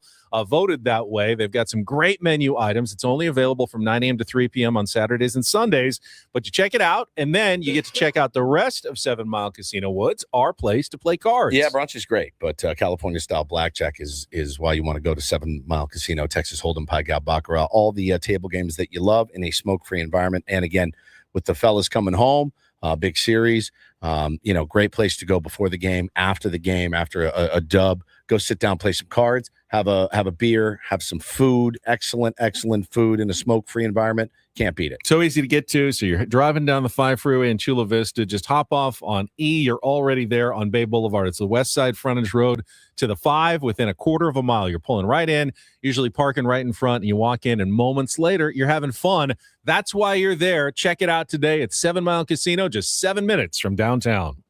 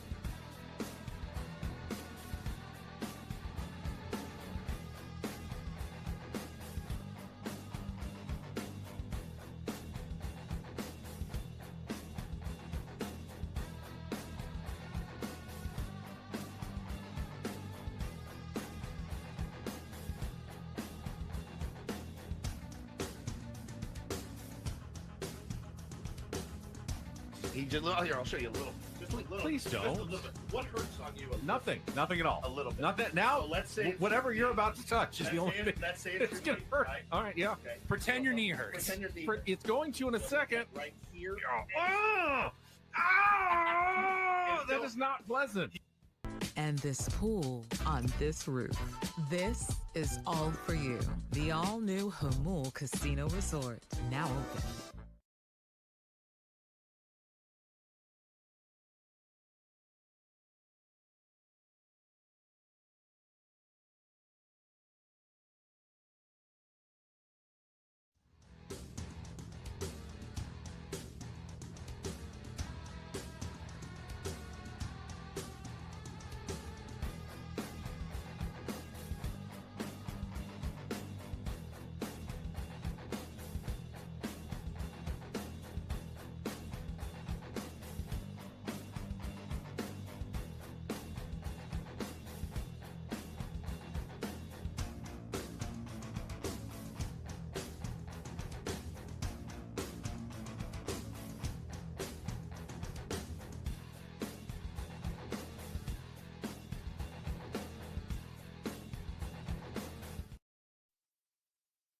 Ben Woods brought to you by David P. Shapiro, criminal defense attorneys helping good people regain control of their future when charged with a crime since 2010. Visit davidpshapirolaw.com. I'd imagine that the frenzy at the Padres store is going to be pretty intense. I don't think they open for another 23 minutes or so, but now that the pictures and the videos are out and you can see us in our YouTube stream wearing the new Padres People just frothing down there. City Connect jerseys. I mean, I think they're going to have to be very careful. Walk, don't run, don't push. My guess is the Padres have made a lot of this gear. Yes. For everybody in San Diego. Yes. And there's online places that you can buy it as well, right? Yes. So you don't get it instantly. You don't have that touch it, feel it, instant gratification, but sure it'll be for sale at the game tonight, tomorrow night, Saturday, Sunday, Tuesday, Wednesday, Thursday. Yeah. It's good timing right in front of a 7-game homestand. It's amazing how that worked out. Pretty very smart well for the San Diego Padres that they dropped the new City Connect when they did. And then, I don't think we talked about it on the show at all. They also have Nike has those shoes coming out that are supposed to be right in line with these uniforms. I don't think those are out yet. I believe they come out later this month. I don't know if I should get those and really just color coordinate the whole fit. The whole City Connect Friday night fit. Hello, look at me. I am in the full fit. Because I don't know that I'd wear those if I wasn't Maybe wearing. TJ Laidlaw can get you some of the pants and you can just wear the full uniform. Be like a Dodger fan at the Angel game when they're playing the Mariners. Just full uni. Right? Yeah. I like these though. I like the pullover too. I really do. You know, one thing the buttons for me are always so blousy. It just feels too blousy. This fits like it fits. I love it. I don't think they even sell it, but the belts that the players are going to be wearing, man, they are orange slick. belts, look really good. Kind of there's an intricate design on the belts that looks absolutely amazing. Yeah, I think the Padres are going to look really they're sharp. Look so tomorrow they're going to unveil them at the stadium. Tomorrow they will wear them for the first time as a team. They're going to look so good. They've done a good job. They obviously shot that promotional video in the offseason, probably during spring training, and so they've all known what they look like for a long time now. Yeah, they send out like a press release before every homestand, kind of letting you know, like, here's what's going on Friday, Saturday, Sunday. Here's who's doing the first pitch or whatever. I believe the pregame ceremony tomorrow is going to be pretty special. There's some big names really lined up for tomorrow. Yeah. Nice. Ben Higgins. Yeah. Very exciting. Artemis correspondent. West Coast anchor of the splashdown tomorrow. Speaking of big names, we got in-season Sam Levitt standing by. He will join us after a check of traffic on 97.3 The Fan. From the 855 Get Ross Traffic Center. Injured? Demand justice. Demand Jurowitz. 855GetRoss.com. Here's Sue Aller. This traffic report is brought to you by Albertsons, Bonds, and Pavilions, jam-packed northbound on the 805 at Plaza Boulevard, and this is all because of the collision delays. They start right around the 54. Save on family dinner favorites when you shop at Bonds and Albertsons. Right now, get fresh, boneless, skinless chicken breast for $1.99 per pound with membership. Where applicable, limit 10 pounds. Shop in-store or online at bonds or albertsons.com for more deals and savings. I'm Sue Aller with Ben and Wood, San Diego's #1 sports station, 97.3 The Fan. All right, let's go out to our SDCCU fan hotline. Find out how jealous Sammy Levitt is that we're already dressed in the new City Connect gear. Good morning, Sam. Hi, guys. Good morning. Hi, you Sammy. look fantastic. Thank you, in buddy. Your new gear. I love it. I got to get my hands on one of those jackets. Now, that's next level. I agree with you, Ben. That might be too cool for me to wear. I So, know. But I mean, it looks so pretty awesome. cool. That looks like a pimp. Isn't it? I mean, he looks incredible, like a straight up pimp. Like he needs like a glass of whiskey and a cigar. Yeah. Jeez, dude. Yeah, it's you guys look great, and I think these uniforms are awesome. I mean, I love all the intricate details. I would encourage people to go to the City Connect site on the Padres website and just read about, all the different, and I'm sure you'll talk about it with Erik Greupner coming up, all the different intricacies and the meaning behind it, and the patch, which I think is one of the best parts of it.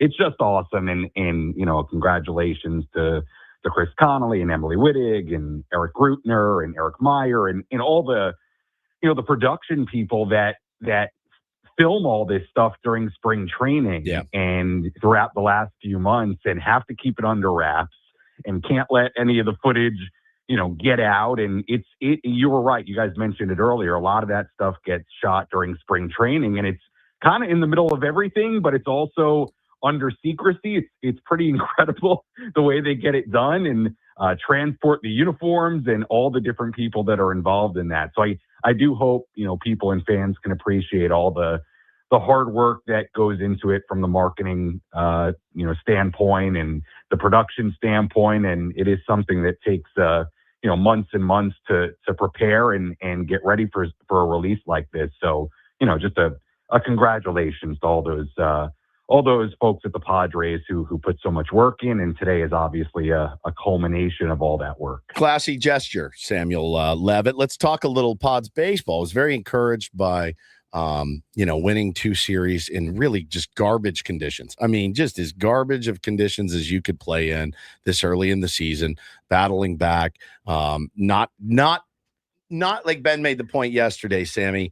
So easy. I imagine you walk outside, it's butt cold again. You're frozen solid. You're like, Mitch Keller's on the mound. He's spinning it. Yeah. Let's just get on the plane and get home to beautiful San Diego, get our new City Connect uniforms. They didn't, man. They grinded it out and showed up late in the game, which, again, better late than never. Were aggressive late in the game, stole a couple of runs. I was really impressed with yesterday's victory. Yeah, I was too. I mean, I think there are a few things that you pull away from this road trip and really the first 12 games of the season. And I think one of those things, Woodsy, is that you did have some really gutsy wins on this trip. And I think when you zoom out at the first 12 games of the season, yes, would you like to be better than 6-6? Sure. But at the same time, when you consider the quality of starting pitching they faced, including Mitch Keller, who's been really good, to begin the year and is a solid right-hander, and obviously the bigger names and Skeens and Skubal and Valdez and Webb. And, you zoom out, you think about the quality of starting pitchers they faced. I mean, they've done a relatively nice job against these guys. And I also think when you look at the fact that this offense, and in particular, the big guys, the Tatises, Bogarts. I know Cronenworth had the home run yesterday. Manny's. I mean, you can go down the list and look at the numbers. There's no way around it. I mean, the offense still, even though it's been better the last 5-6 games and was better on this road trip, is still not, clicking the way you want it to. And especially a bunch of the big guys have got off to slow starts. So, I think you zoom out and you consider the quality of pitching they faced, and you consider, some of the issues offensively. I think the fact that they're sitting 6-6 and had a good road trip against, I think, 2 teams that are going to end up being, I think, the Red Sox, I think, will be pretty good. I think the Pirates probably are going to be better and maybe even in the mix for a wild card spot, something like that. I think 6-6, even though I know some fans won't want to hear it, is not a bad place to be. And now you come home and hopefully have a good homestand and pick up some momentum. You bring up a good point, Sammy, that the Pirates could be a team that's in the mix for the wild card. And while it is very early in the season, and I don't want to be alarmist, making the playoffs in the National League could be challenging this year because the NL has dominated the AL so far in interleague play. Do you know there's only 3 teams in the American League with winning records? Yeah. And there's only 2 teams in the National League with a losing record. It's crazy at this point. Now, that may not hold all season long, but if you're fighting for a wild card spot, like last year, 83 wins got the Cincinnati Reds in. If they keep up at this pace, it's going to take 89, 90 wins, maybe just to sneak in as a wild card. So, it's so all early. of these games against National League wild card potential contenders could end up being very, very important at the end of the year. Yep. Yeah, and we see this every year, right, where you don't really think about it in April, May, June, first half of the season, but those head-to-head records end up being massive.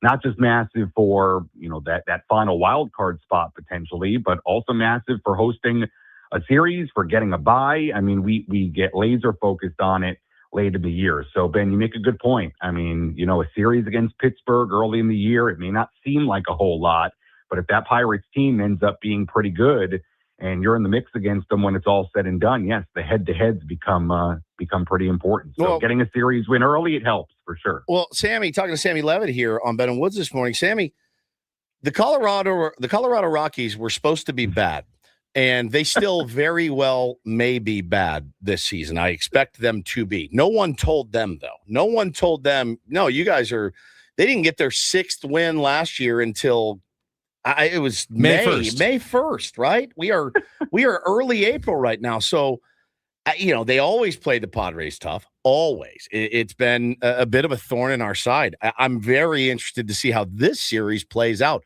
They play us very hard. We need to return the favor. We're going to talk to Craig Stammen tomorrow here on the show. And I'm sure he's well aware of the record against the Rockies the last few years. They have been a real thorn in our side, and nobody told them they're supposed to be bad.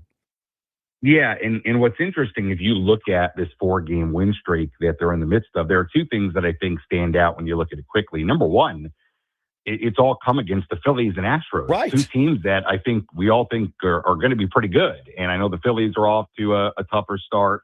I think the Astros have been okay, but 4 wins, I mean, especially when you consider how hectic Colorado, always is with the altitude, like to be able to pull off 4 wins in a row against those kinds of teams, I think is impressive. And here's the other thing.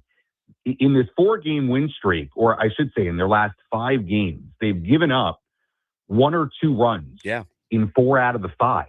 So it's not like they've been winning, and these games were at home. It's not like they've been winning these back and forth, crazy high-scoring games.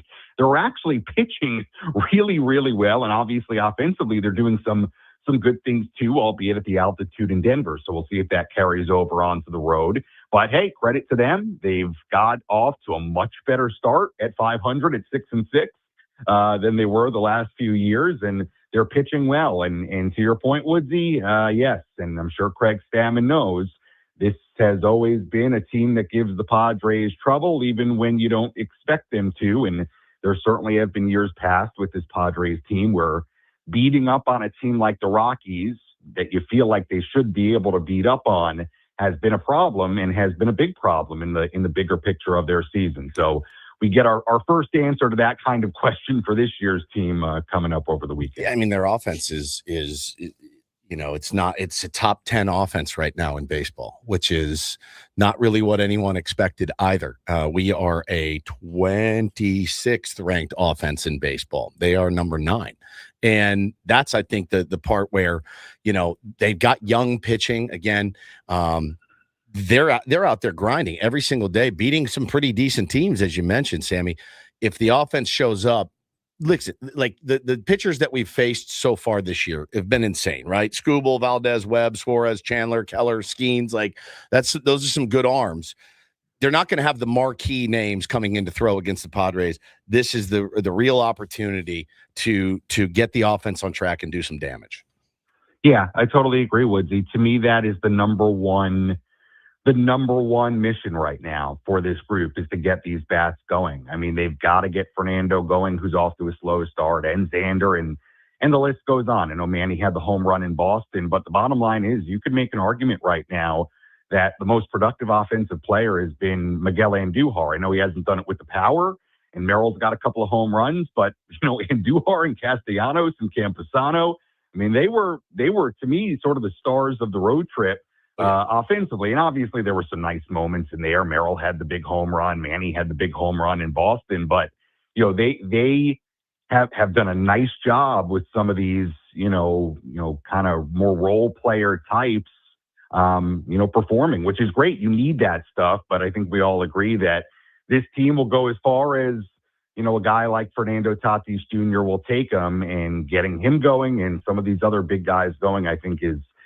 top of the priority list right now when you look at this homestand. And again, I don't want to say it's, like a minor miracle that they're 6-6, despite those guys, not getting going. But I do think you zoom out and, again, you look at the quality of pitching they faced and the fact that, the big guys offensively, most of them really have not kicked it into gear yet by a long shot. The fact that they are 6-6 and now have an opportunity to play the Rockies for 4 and come back home and build some momentum and finish the week with a winning record, I do think is a good spot to be in, despite offensively things not, really clicking yet on all cylinders, certainly. Sam Levitt on our SDCCU fan hotline. It's not big bank banking, it's better. And we got about a minute left, Sammy. I'll let you comment on one of our roundtable, Epic Wings roundtable questions for later, because you brought up Castellanos and Andujar, their bats. But how do you get those guys into the lineup without suffering defensively? That's the trick. How should Craig Stammen be working those guys in? Because we saw Castellanos in the outfield doesn't look great, and then you got to bench Laureano to do that. I mean, it's kind of a dilemma. Yeah, I mean, I guess the answer would be is you give Castellanos more time at first base, right? And have Andujar DHing more, and you just have to figure out ways to get them in the field more, even if, defensively you take a step back. But hey, I'll tell you what, Craig Stammen said it early in spring training and throughout spring training. If you hit, we'll find a way to get you in the lineup. And it feels like we're not quite there maybe yet with those two, but they keep swinging it the way they've been swinging it. We're going to get there. So I agree with you. It's an interesting question. Sammy, Eco Water SoCal pregame show 540 today. We'll see you in the loft all week long against the Rockies and the Mariners. Thank you so much. All right, guys. Thanks. Sammy. Enjoy your merch. Appreciate good stuff from Sammy. But see, even Sammy's solution, if they're facing a right-hander, Andujar and Castellanos can be in there against righties, but that means Sheets can't be. You can't take Sheets out against a righty. It's almost you're taking out one of your better players almost every single game now because you don't have a place to play him. Yeah, because defensively the names are they're not great. You just can't give it up. I mean, it worked out well when Manny took a day off and you put Andujar, but you're not giving Manny 3 days off. Correct. So I don't know. We'll talk about it on the Epic Wings, Epic Padres Roundtable coming up at 9 o'clock. But in our next hour, Erik Greupner, CEO of the Padres on the new City Connects. We'll play some real or fake as well. And a Throwback Thursday moment from 5 years ago next on The Fan.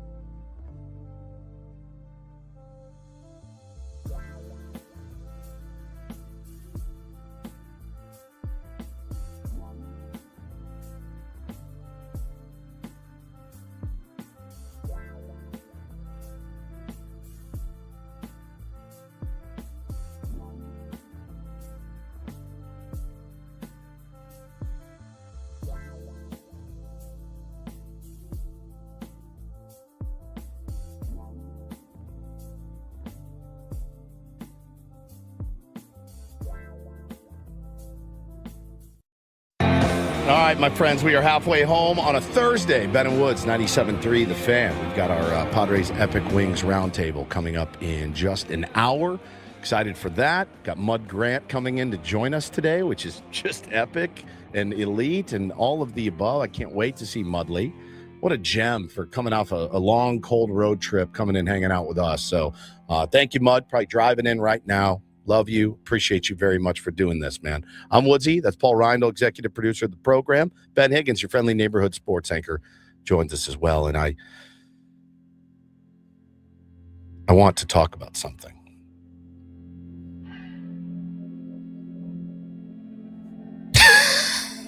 But you can't? I But can. you don't know how to? No, I will. You will. Yeah. I put the kids down early last night. They were tired. Hannah fell asleep immediately. So I went into my office to do what I do in my office. Checking on some cool jerk. Never in my office, Polly. Was watching some baseball highlights, was, selling some cards and things like that. And I got a text from a friend that said, hey, do yourself a favor. I know you guys just had Uncle Teddy and Laz on, and their podcast is out and it has dropped. And I said, great. I'm sitting in my office right now. What a great time to go watch it. And he said, strap in. And I said, oh, what am I looking for here? Well, I put it on last night. Now, again, a new venture is fraught with peril. There's a million things that can go wrong when you're doing a new podcast or, audio thing or video thing. And so I put it on and I immediately went, okay, this is the day one. We're getting off the ground. We're going to introduce ourselves thing. And I continue to watch, and Uncle Teddy is Uncle Teddy, man. And Laz is great. He's sitting there in his chair, and it looks like his guest room. Maybe he's got like a blue, like kind of sexy satin shirt on. He's looking great. Uncle Teddy, I think, is in a recliner, and he's just chilling because he's Uncle Teddy. He can do whatever he wants. He can do it on the crapper if he wanted to. It's Uncle Teddy, and he's leaned back, and he's like, and he starts talking, and they start going, and about 3 minutes in, it's I can't hear you. Hello? And it goes sideways so fast. And then at one point, not to ruin the surprise for you guys, but hopefully they get it dialed in. 4 minutes in-ish, you see Uncle Teddy's screen just go black. It just goes dark. And Laz is there with their producer, Joe, who I know very well, and, trying to get this thing off the ground. Uncle Teddy goes dark about 4 minutes in, and he never comes back.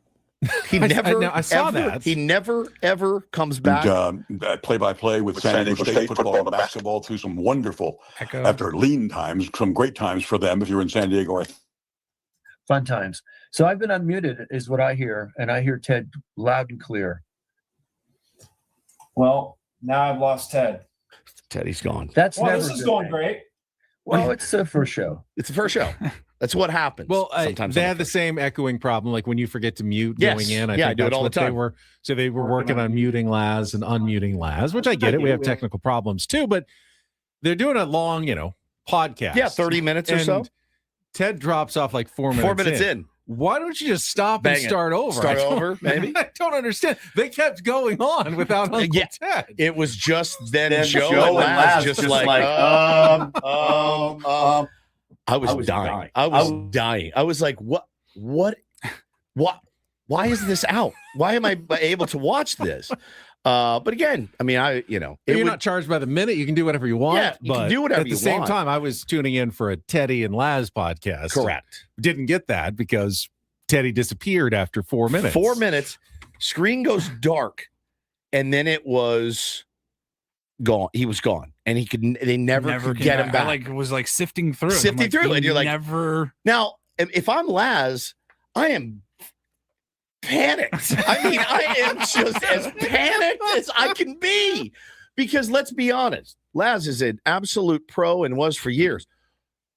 If you do a podcast with Uncle Teddy, all you do is go, tell me a story, and you sit back and let him spin it. So he's going to be he's carrying the majority of the groceries. You're walking in with 1 gallon of milk.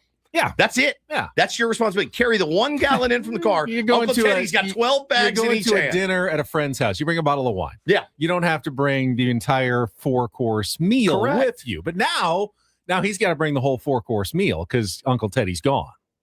He's got to literally like he has to go in. No, it's like going to a dinner party and the host dies, but the party goes on, and you now have to go cook the entire meal for everyone that's there. The host drops dead, and you're like, I got it. I'll be in here, and you're cooking it up and grilling it up. She would have wanted it this way. We're going to press on with the dinner. This is what she would have wanted. We're going to need you to cook it now.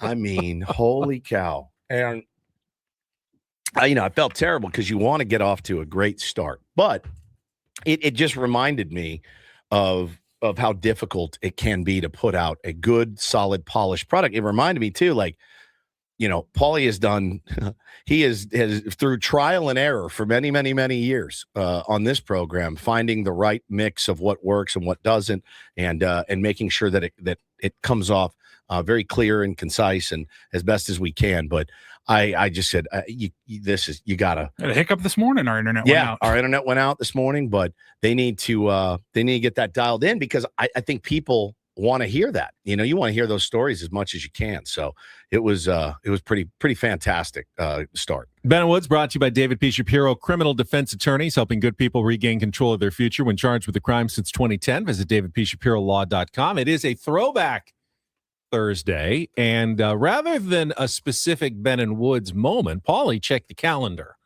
and realized that today is a significant date in Padres history. A little overshadowed so far this morning by the City Connect jersey release, but we would be remiss, Paulie, if we did not remind everybody of what happened 5 years ago today.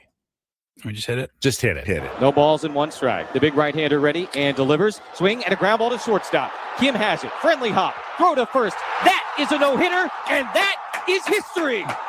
Joe Musgrove with the first no-hitter in Padre history. April 9th, 2021 at Globe Life Field in Arlington, Texas. The kid comes home, and he gets it done. Just incredible. It's one of those you'll never forget where you were. I was going to meet a buddy for a drink. Second start. And I kept texting him, give me 10 minutes. It was down the street when we lived downtown Encinitas, and I was walking to Union to meet him, and he was there waiting. And I was like, I can't leave. I'm not leaving right now. It was a Friday night. I'm like, I'm not going to leave in the midst of this. I can't. I have to stay here. Yes, they're showing the game down there, but I'm not leaving while he's throwing a no-hitter. I'm not an idiot.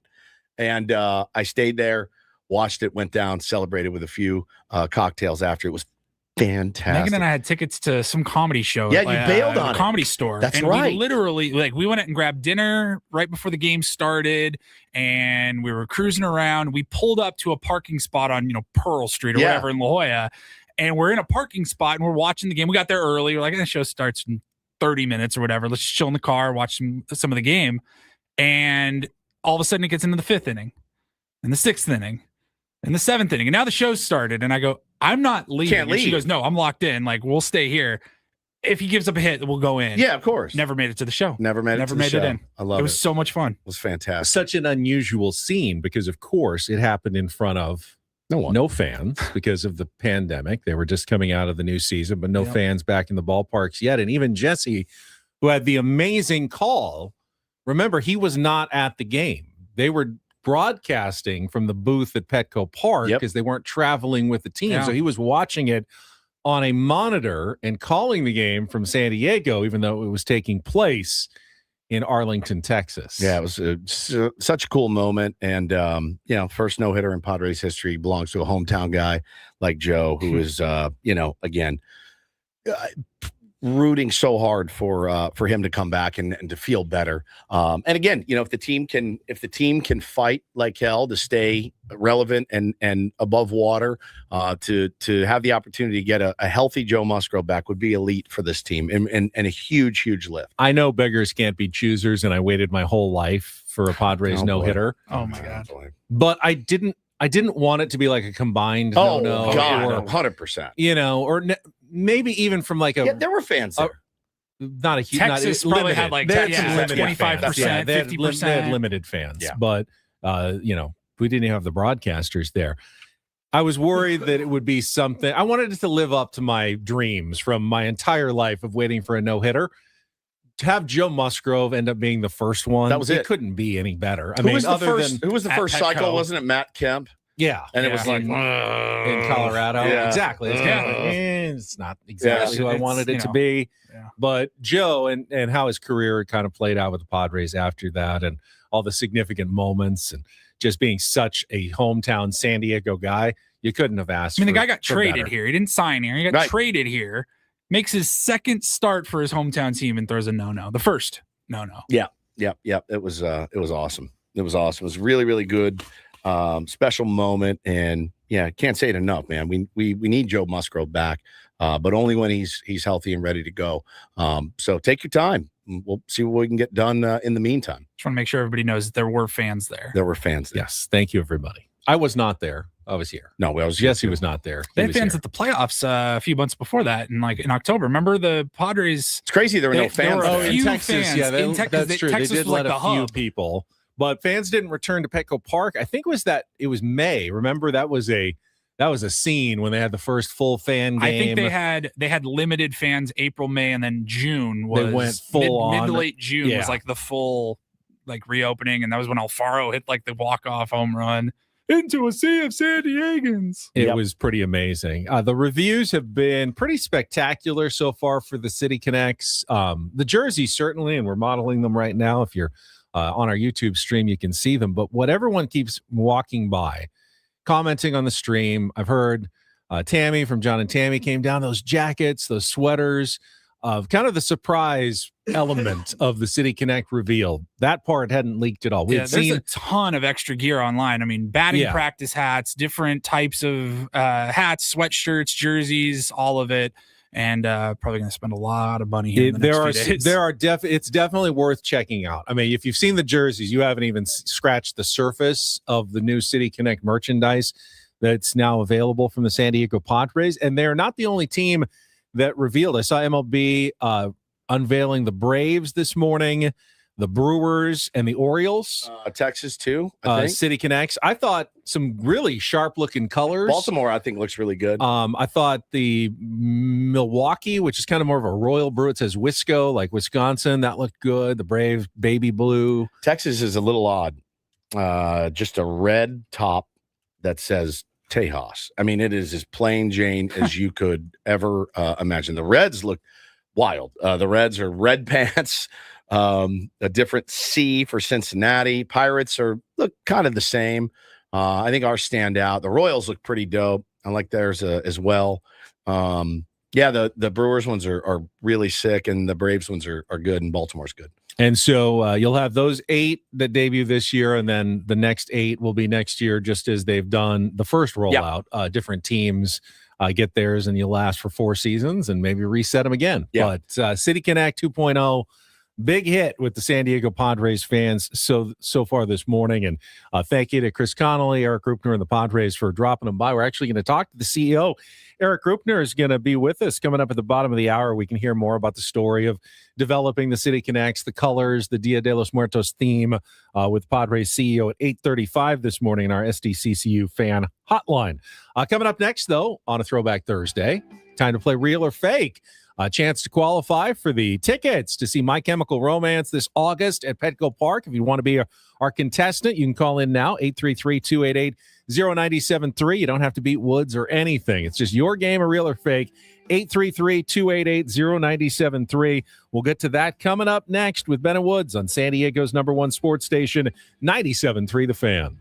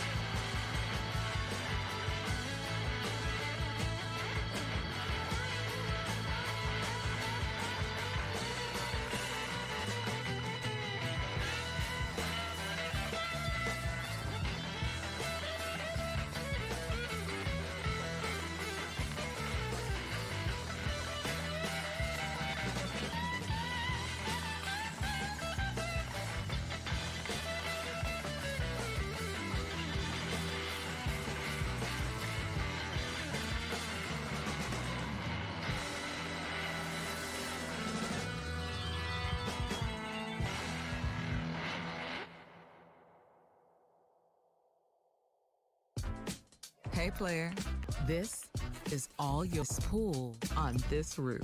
This is all for you. The all-new Hamul Casino Resort, now open.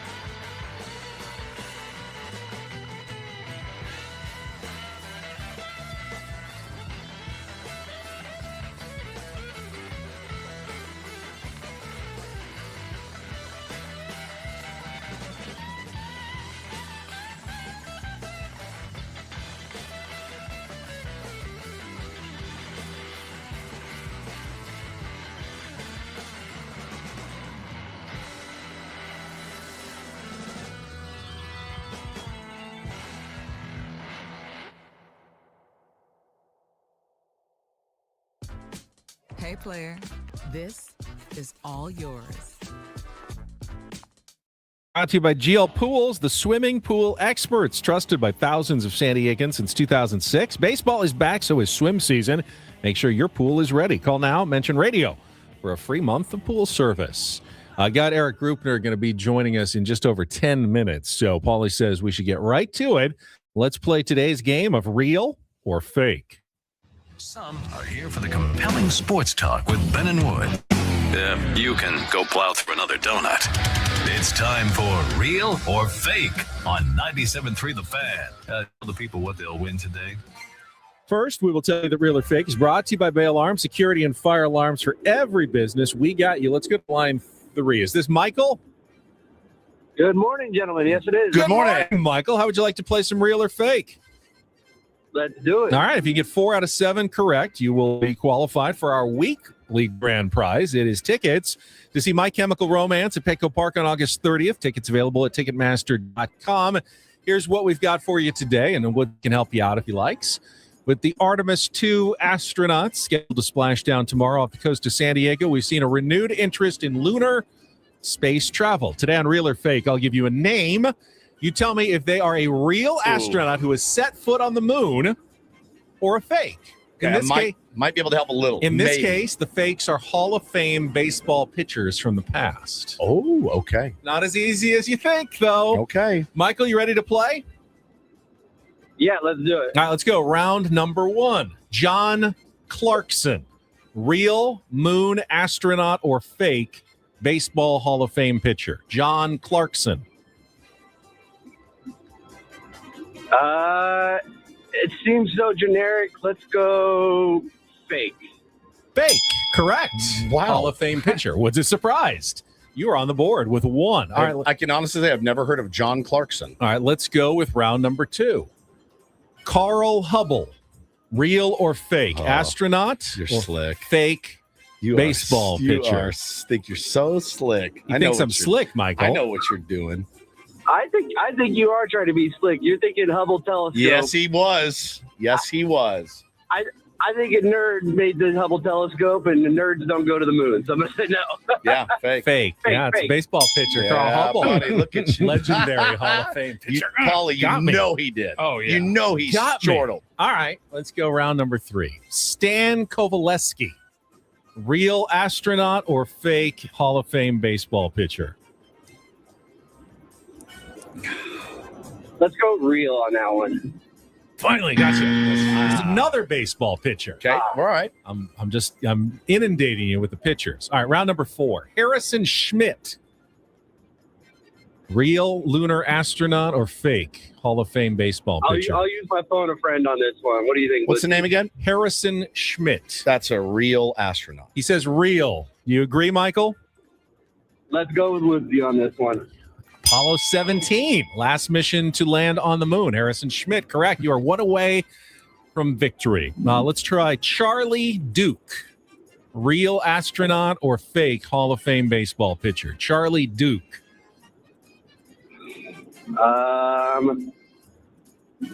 Let's go astronaut. Yeah, real. It is. Oh, Very nicely done. let's go. Both of you. Congratulations, Michael. Stay on the line, Paul. Will get you into the drawing. Yes, Charlie Duke, Apollo Charlie Duke 16. sounds like a pitcher. Yep, that's why he did it. I know. That's That's why why he did it. there. That's Pete why he did it. Conrad, Pitcher. astronaut. Damn it. Red Faber, pitcher. Yeah, there you go. Not bad. Well played on real or fake today. And you have qualified for the grand prize. We'll go back to a little take on Woods tomorrow, and then we'll have all of our qualifiers and have the drawing for our weekly grand prize. Yep. We got Erik Greupner. Why don't we take an early time out here, and that'll make sure that we're in time for Erik Greupner's phone call. And we'll get the story on the City Connects and more with the CEO of the San Diego Padres, who's going to join us next. We're broadcasting live from the Bill House Studios. We know how. It is Ben and Woods on San Diego's #1 sports station, 97.3 The Fan.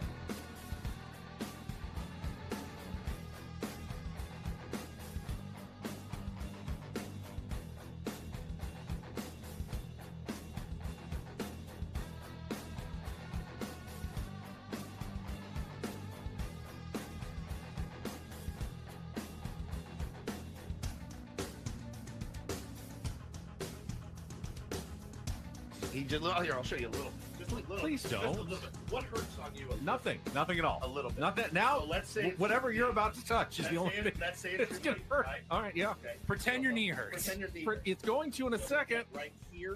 Oh, that is not pleasant.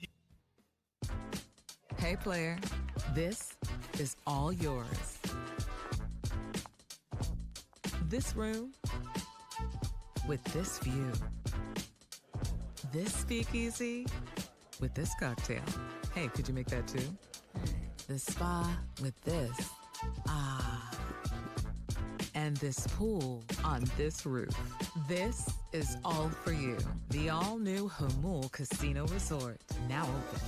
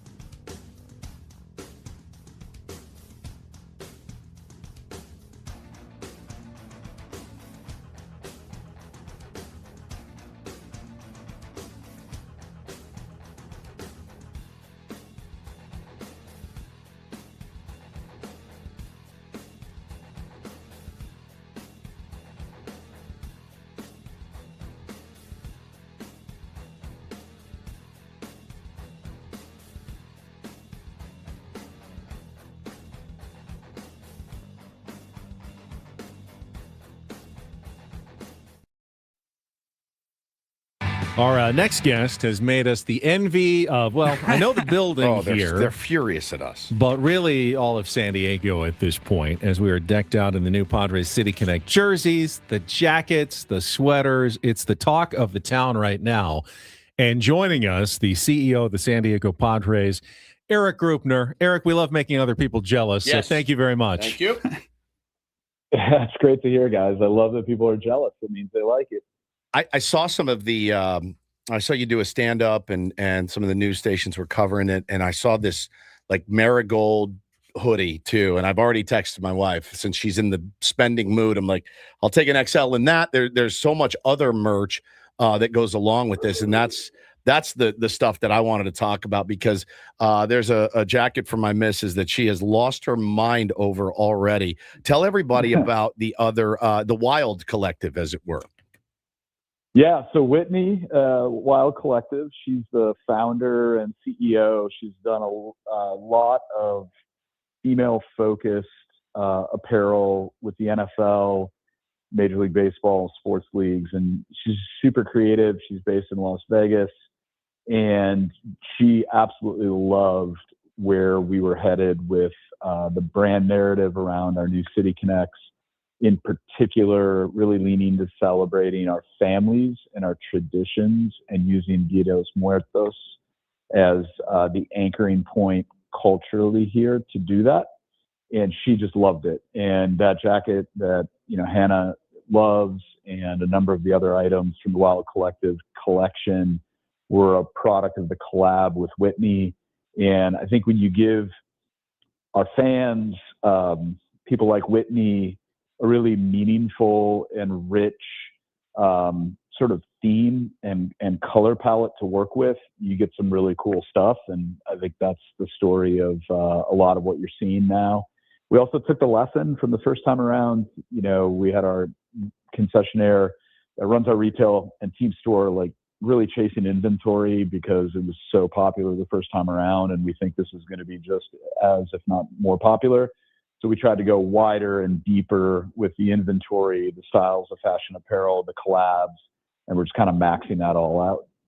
So, Erik, let's go back to the origin. Obviously, the first edition of City Connect, huge success, but you got to come up with another hit. And I'd imagine there were meetings about what possible theme. I mean, everything's on the table right at the beginning. We could do a Julian apple pie themed City Connect jersey. I mean, there's so many different directions you could go. How did you guys end up coming up with the Dia de los Muertos, La Familia, the concept? Kind of just tell me the story behind the City Connects. Yeah, happy to do it. And on your note, yeah, I mean, all things are possible. Not all things are advisable. Fair. But yeah, I think coming into the window where we were beginning to design this iteration of the City Connect, we knew a couple of things. We knew that the original City Connect was extremely popular with our fans. In particular, the areas of our fan base that we are most interested and need to grow, right? Our average season ticket holder is a 53-year-old white male. We love 53-year-old white males. I'm not far off that demo myself. Same. We're sort of super serving with the brown and gold. Everything we do with our regular uniforms, I think, really hit that core of our fan base and is awesome. And we always want to make sure we're thinking about that core first. But as we look ahead to continuing to grow this fan base for decades to come, it's going to be what we focus on as our key growth demos, which are young adults, so Gen Z, millennial, and increasingly, that bleeds into Gen Alpha. It's kids and marketing responsibly to families with kids. And it's Hispanic and female fans. And our original City Connect was so well received by those key growth demos. It became, as you guys know, the back to school hat. It was like the hot Christmas gift. Yep. If you were going back to school, middle school, high school, you wanted that mint green with pink hat. And I think we nailed it. I think we also nailed it with a lot of those key growth demos and more largely our population in San Diego and Baja when we tapped into the idea that we share a binational culture and region. And that's never really been controversial in San Diego, which I think is amazing and awesome. So we wanted to stay rooted in sharing, celebrating rather the binational region and culture. And I had sort of a seed of a thought that came to me around Dia de los Muertos and the idea that it was going to give us the opportunity to lean even deeper and in a more meaningful way into the celebration of our binational region and culture, and do it by adding the celebration of our families and our traditions, which are so tied to baseball and the Padres in our region. And I think we've got the opportunity with tying it to Dia de los Muertos, tying it more universally to the celebration of tradition and family, to really give a rich opportunity for our fans to come in and make that connection for themselves. What did the Padres mean to their father, their mother, the grandparent that first took them to a baseball game? Maybe it wasn't a Padres game. There was a connection to baseball that led to a connection to the Padres, that led to a love of this team and this city and our pursuit of a World Series championship. And then also honoring the tradition of the Padres family. And we did that very directly in our launch video with 5 photos on the ofrenda. And then also, an homage and a hat tip, if you will, back to the 1998 Padres and Tony and Cammy and those that have gone before us that create the traditions that are so important to us. And I really hope and believe that this is going to be more than a uniform. It's going to be a really profound cultural moment for our fan base that allows everybody, whether they grew up celebrating Dia de los Muertos or not, that's not the point. It's a vehicle that leads us to celebrating tradition and family and connecting it to baseball and the Padres. That's really well said. Padres CEO Erik Greupner joins us here on Ben and Woods this morning. And I'll say this. There were, I won't name any names, Matt Williams, guys that didn't look great in the old ones. I get the sense, Mike Schild, that everybody is going to look good in these. Everybody. Stammen's going to look. Melvin. Yeah, Bob Melvin. I mean, everybody. I bet you there was a huge sigh of relief amongst many coaches in there. That because Manny, Toddy, Jackson, they're going to look good in anything you guys put out.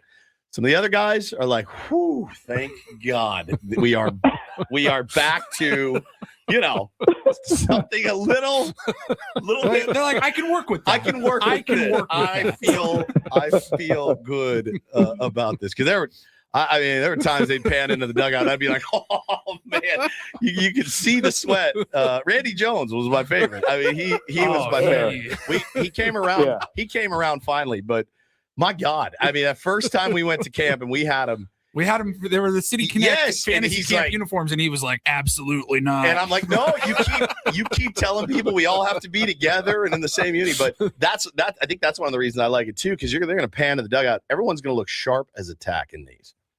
Yeah, no, look, you're not wrong. And the original City Connect was a full send for us. Full send, we went to the absolute edge of where we could, and we took a risk, and it paid off, and it didn't look great on everyone. These, I think, you nailed it. Like, it's a really rich kind of traditional colorway. We still have that Padres gold in there that helps to sublimate the pattern of the petals on the marigold trim and braid.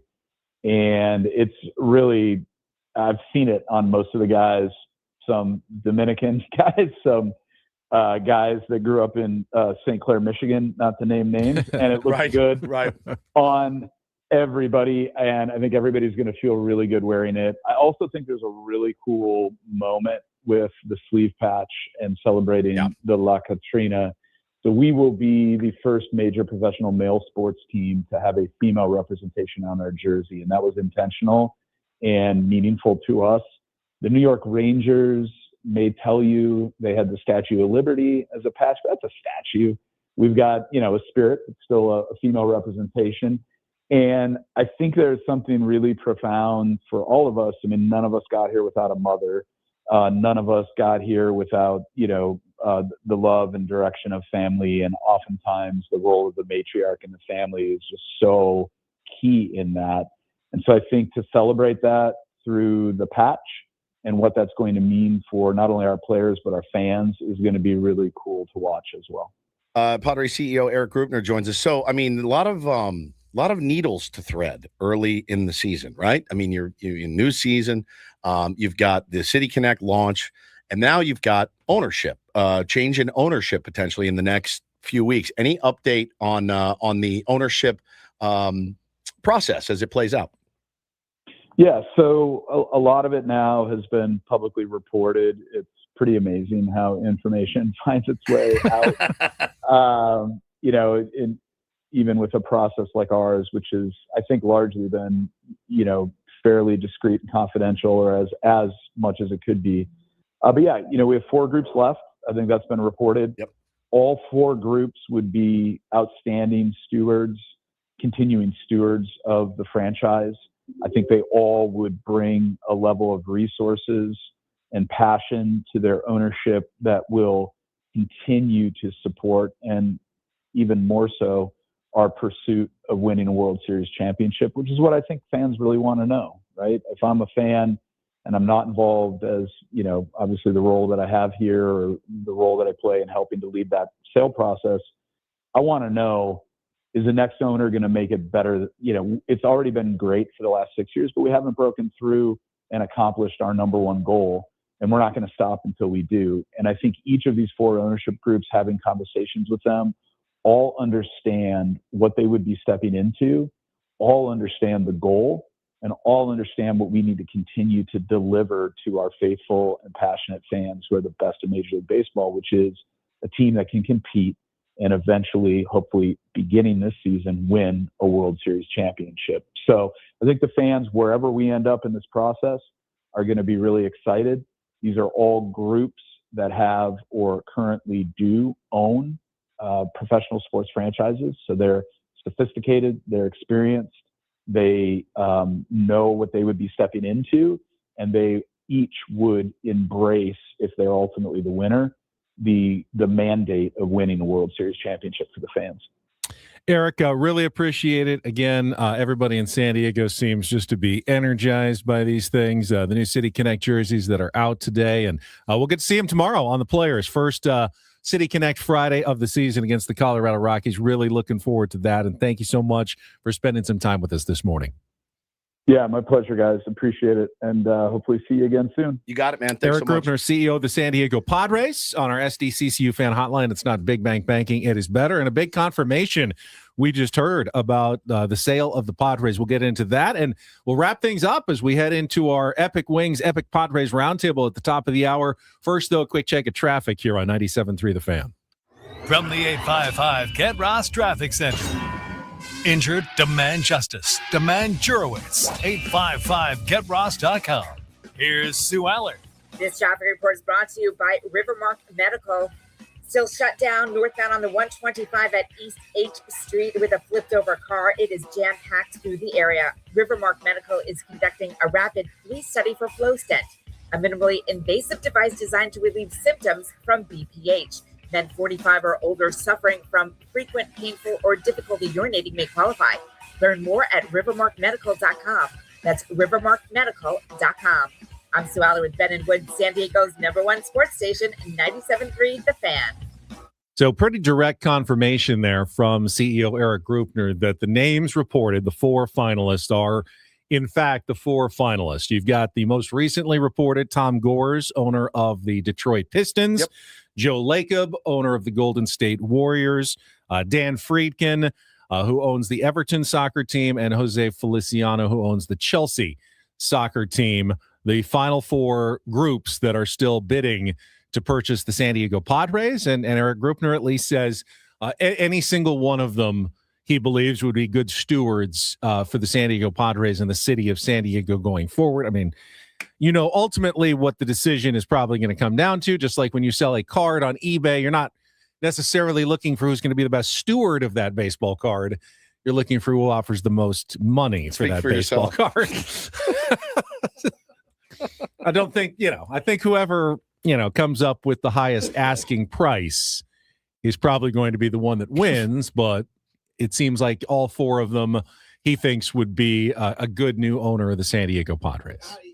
That's the hope. And again, the thing that gives me that I'm encouraged by is when he says they understand the goal. They understand the goal of what we're trying to do here. Now, again, you have to prove that. If you're the new owner, you come in, you have to say all the right things, and most importantly, you have to do all the right things. And you have huge shoes to fill from Peter Seidler. Huge, the commitment. And so that's what fans will always ask of their owner. Put your money where your mouth is, right? You can say all you want. I want to do this. I want to do that. All right, show me. Don't tell me. So I'm really excited to see who it is. And I don't know enough about those 4 guys and what they've done. I know that they've had some success in everything that they've done. Obviously, they wouldn't be in the running to buy a baseball team if they hadn't.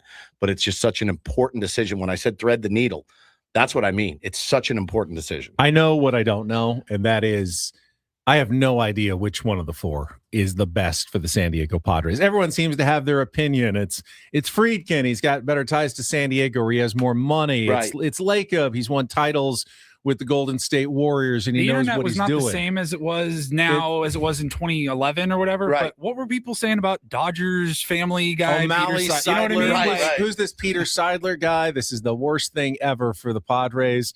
And then, when they said Jeff Morad's going to buy the team, oh, yeah, he knows baseball. He's an agent. I mean, that's going to be great. I know enough to know now. I have no idea who one of the best owners is going to be. If they're willing to spend this much on a team, though, and the reports are it could be over $3.5 billion, then my guess is they probably want to come in and do this right and try to win baseball games if they're going to spend that much on it. But we'll find out. It sounds like the timeline is winding to a close here in the next few weeks, and we should find out more soon.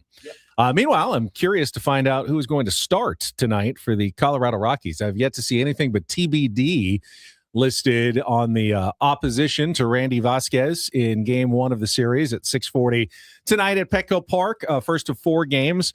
The Colorado Rockies come in with a 4-game winning streak. Of course, the Pittsburgh Pirates had won 5 in a row before the Padres just took 2 or 3 in Pittsburgh, so you can always cool off a team. And, they do have to go on the road to sea level, which is definitely more of a challenge for them. But as you mentioned earlier, Rockies have been a thorn in the Padres side, on and off now for the last few years. They did okay against the Rockies last year, but they are playing better right now. And need Randy Vasquez to do what he's done first couple of starts this year and give the Padres a solid, 6 innings, quality start. He's the only Padres pitcher with 2 quality starts. I think Michael King joined the mix yesterday with 1, but he's got 2. Love to make it 3 tonight against the Rockies. Gotta have it, man. Gotta have it. This is, and it's still no pitcher listed for Colorado. All I've got TBD. Is TBD. Now, the rest of the series, gamesmanship. They have listed for Friday's game, Tomoyuki Sugano, who's pitched really well for the Rockies so far. That move, by the way, was widely criticized. Widely criticized. And who knows? It still end up not working out. That'll be against Walker Buehler. Saturday at 5:40, Ryan Feltner. He's off to an okay start against Tremont Marquez, who's had 1 horrible and 1 outstanding start for the Padres. And then Sunday, another great pitchers duel. Kyle Freeland, who's their ace and has pitched well, will be up against Nick Pivetta, who has pitched extremely well in his last 2 starts after struggling on opening day. That'll be the other 3 pitching matchups. But again, I have not seen a starter tonight for the Rockies against Randy Vasquez in Game 1 of the series. 3 or 4, baby. That's what you got to do. You got to get 3 or 4. That's the that would keep the momentum going. You feel like tonight, if you're going to get 3 or 4, tonight's one you really want to have because you know what you got in Randy. They may go bullpen game. They may call someone up. You know you get in Randy. You also kind of know what you're getting with Buehler and Marquez the next couple of nights. It's not as surefire. Correct. Go get the first one. Win tonight.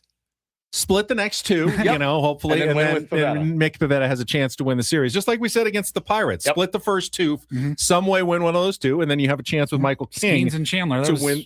Tougher than what you're going to be facing here. That's true. The pitching is definitely usually the Rockies' weakness. They've gotten off to a decent start, which is why they're 6-6 and off to their best start since 2022. So we'll have that for you tonight. 5:40 EcoWater SoCal pregame show. Hello. 6:40 first pitch. It hits you hard when it's a 3-hour show.